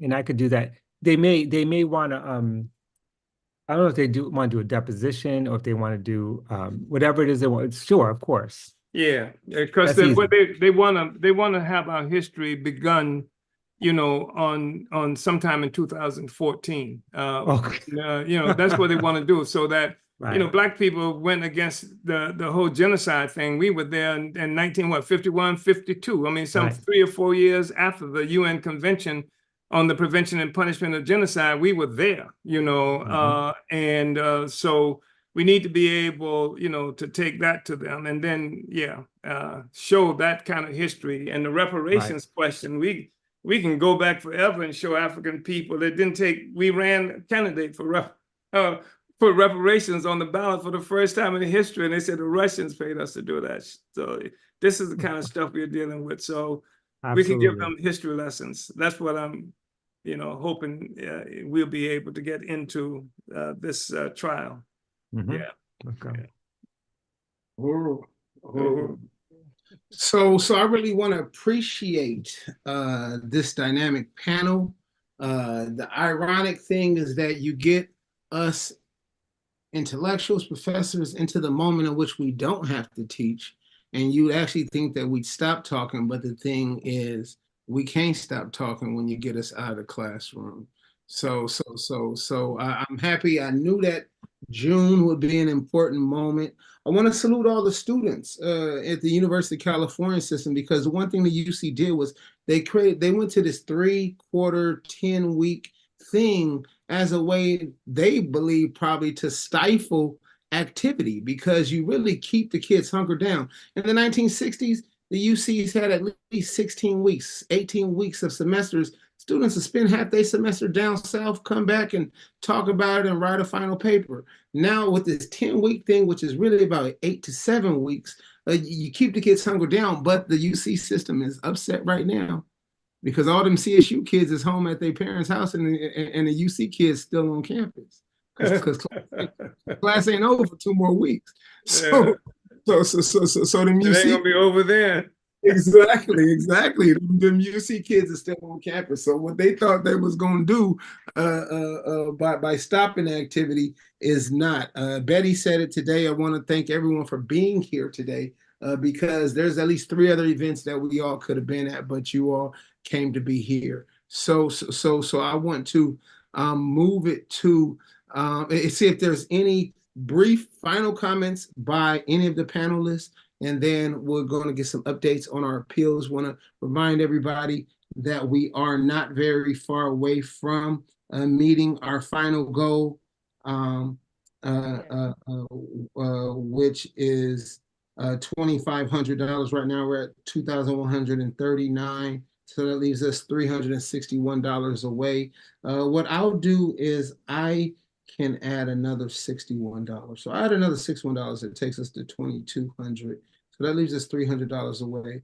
But I also want to make the call for if there's any people that want to join the work of the Black Community Control of Education Working Group or the Youth and Student Working Group to do that. But yeah, let's move towards closing remarks. Any closing remarks from our panelists? Professor Robin's got to go take care of his daughter. Yes, free Palestine, yes. free Palestine, free Leonard Peltier, free them all. That's right. Yes, all appreciate out to Tampa, Florida, September 3rd. Yes, I appreciate it. Okay, right it's good on. seeing you. All right, peace. Thank you. Peace. So I begin with Betty. If there's any brief comments, and then we'll move down the line. I want to salute the Professor Conrad that said, the barrel of the gun. I didn't know I could say this on, within the context of anything involving Chairman Yeshitela, but it goes without saying. That's why I started off with how the Civil War was won. The Africans won that war for them. And we must not forget it. The way they got it, that's the way we got to get it back. Secondly, the majority of our youth are in colonial public schools. The charter schools do not want them. And so it is our job to take that land. We've got to take it because the majority of our children go there. So Africans, step up to the plate. Talk to parents. Talk to your neighbors. Your taxes is going there anyway. Claim your colony. Take it over. Ooh. Ooh. Claim your power. We're involved in a struggle. I heard that repeated a number of times.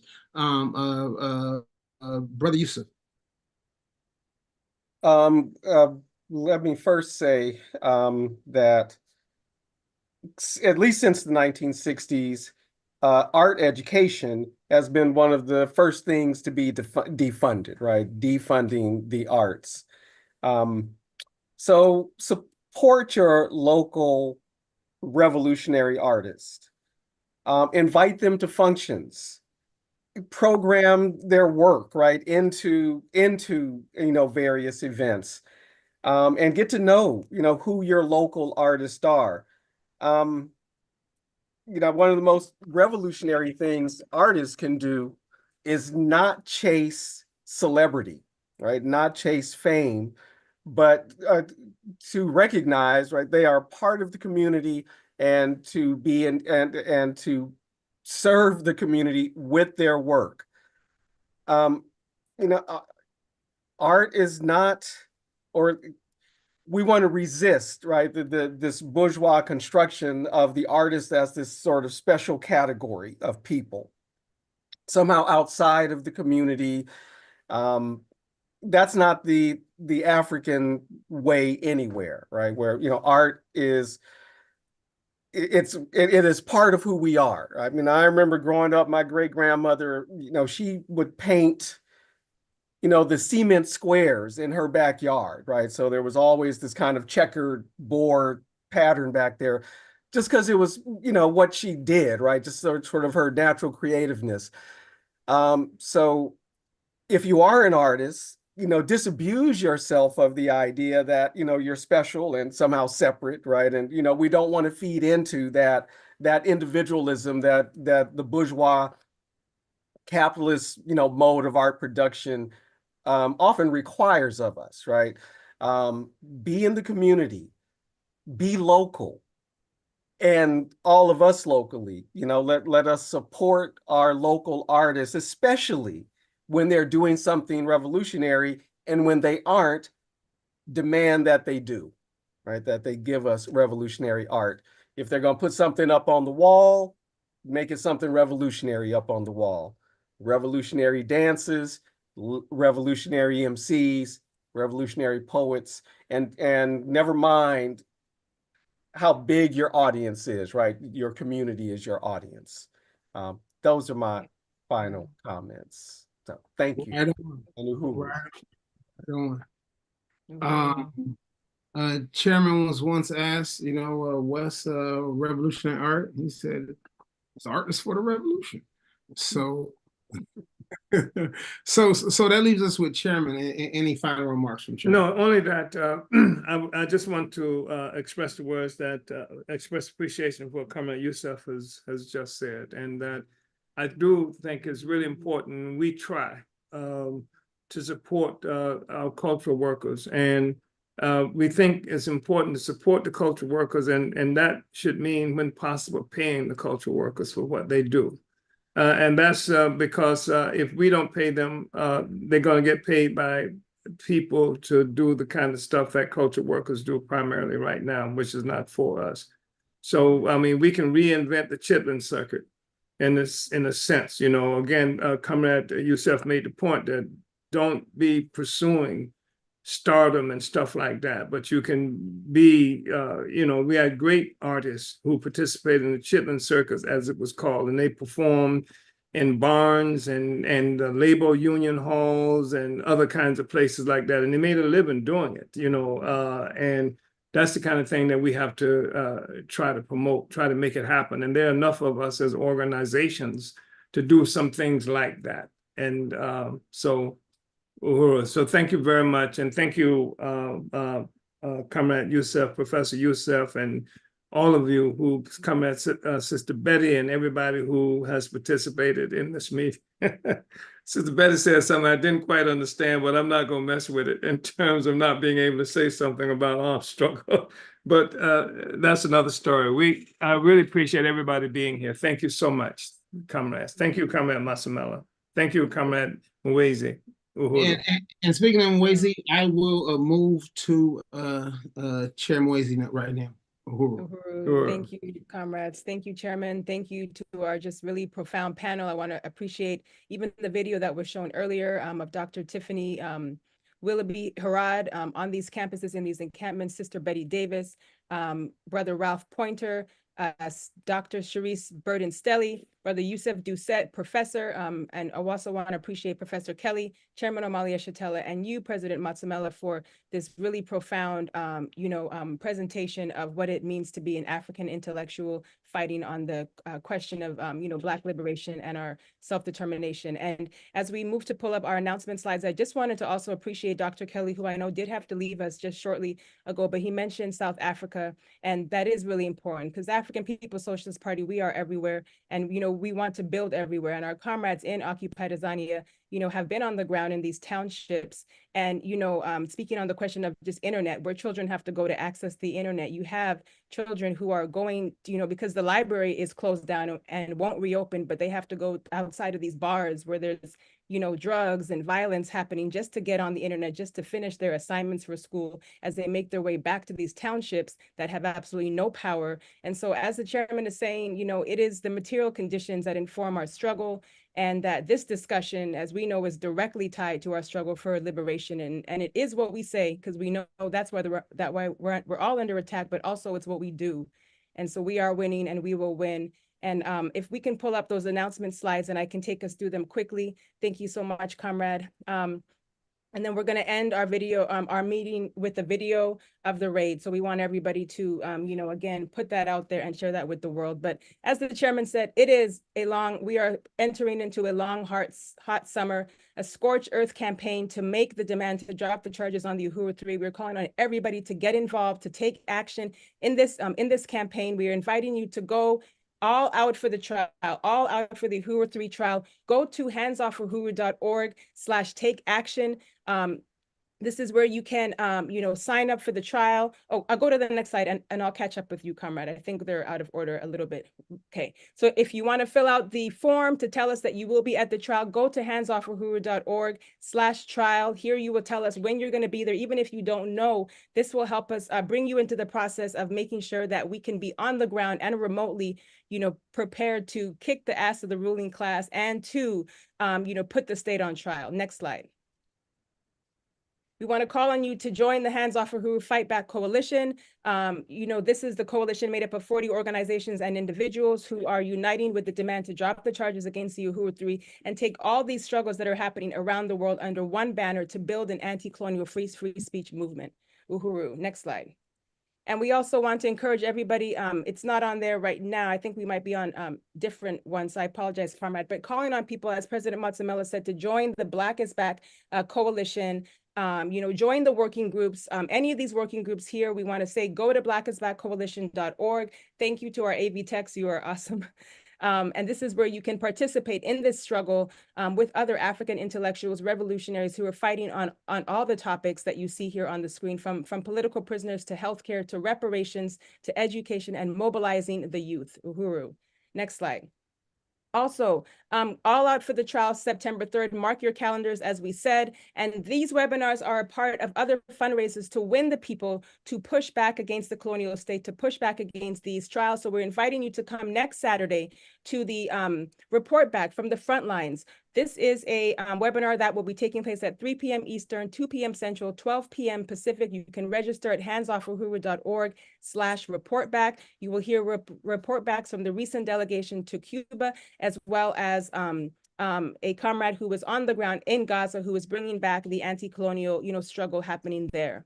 And we want to remind everybody to book Chairman Omali Yeshitela to speak on your campus or in your city. You can email us at info@uhurutours.com or call us at 727-914-3621 to book Chairman Omali Yeshitela at your next movement event, and get these books into the classrooms. The Burning Spear, Chairman's most recent books. This is how we wage this trial.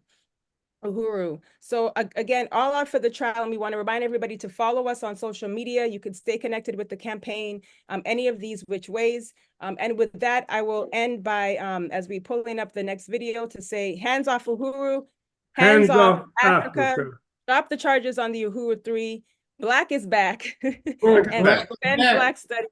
Yeah, Uhuru, comrades. Uhuru. Uhuru. Uhuru. This is the FBI. You have a federal warrant for this address. Keep your hands up and follow orders. This is the FBI. We have a warrant for this. They handcuffed me and my wife out here. They wanted me to sit on the curb while they were carrying this out. Something that I refused to do. They wanted my wife to sit on the curb out here, that she refused to do.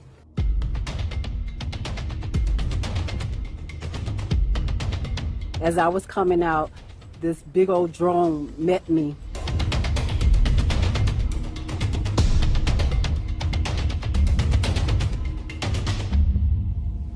The only revolutionary organization that's done something here on the ground practically for African people is the one that's come under attack. Institution that offers a community radio station, a newspaper, a commercial kitchen, an Aquaba Hall rental space, and community office for our organizers. That was the building that has come under attack.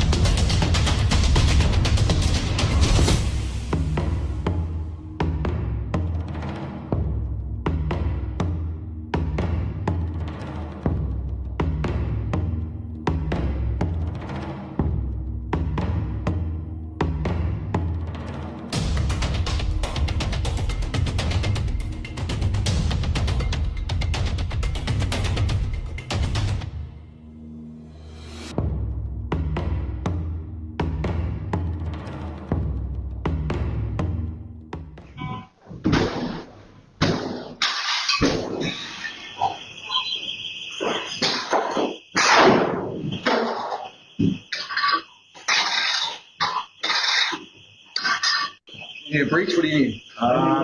Need one. I don't know. Go tell Ben that money. Hold on. Thank you.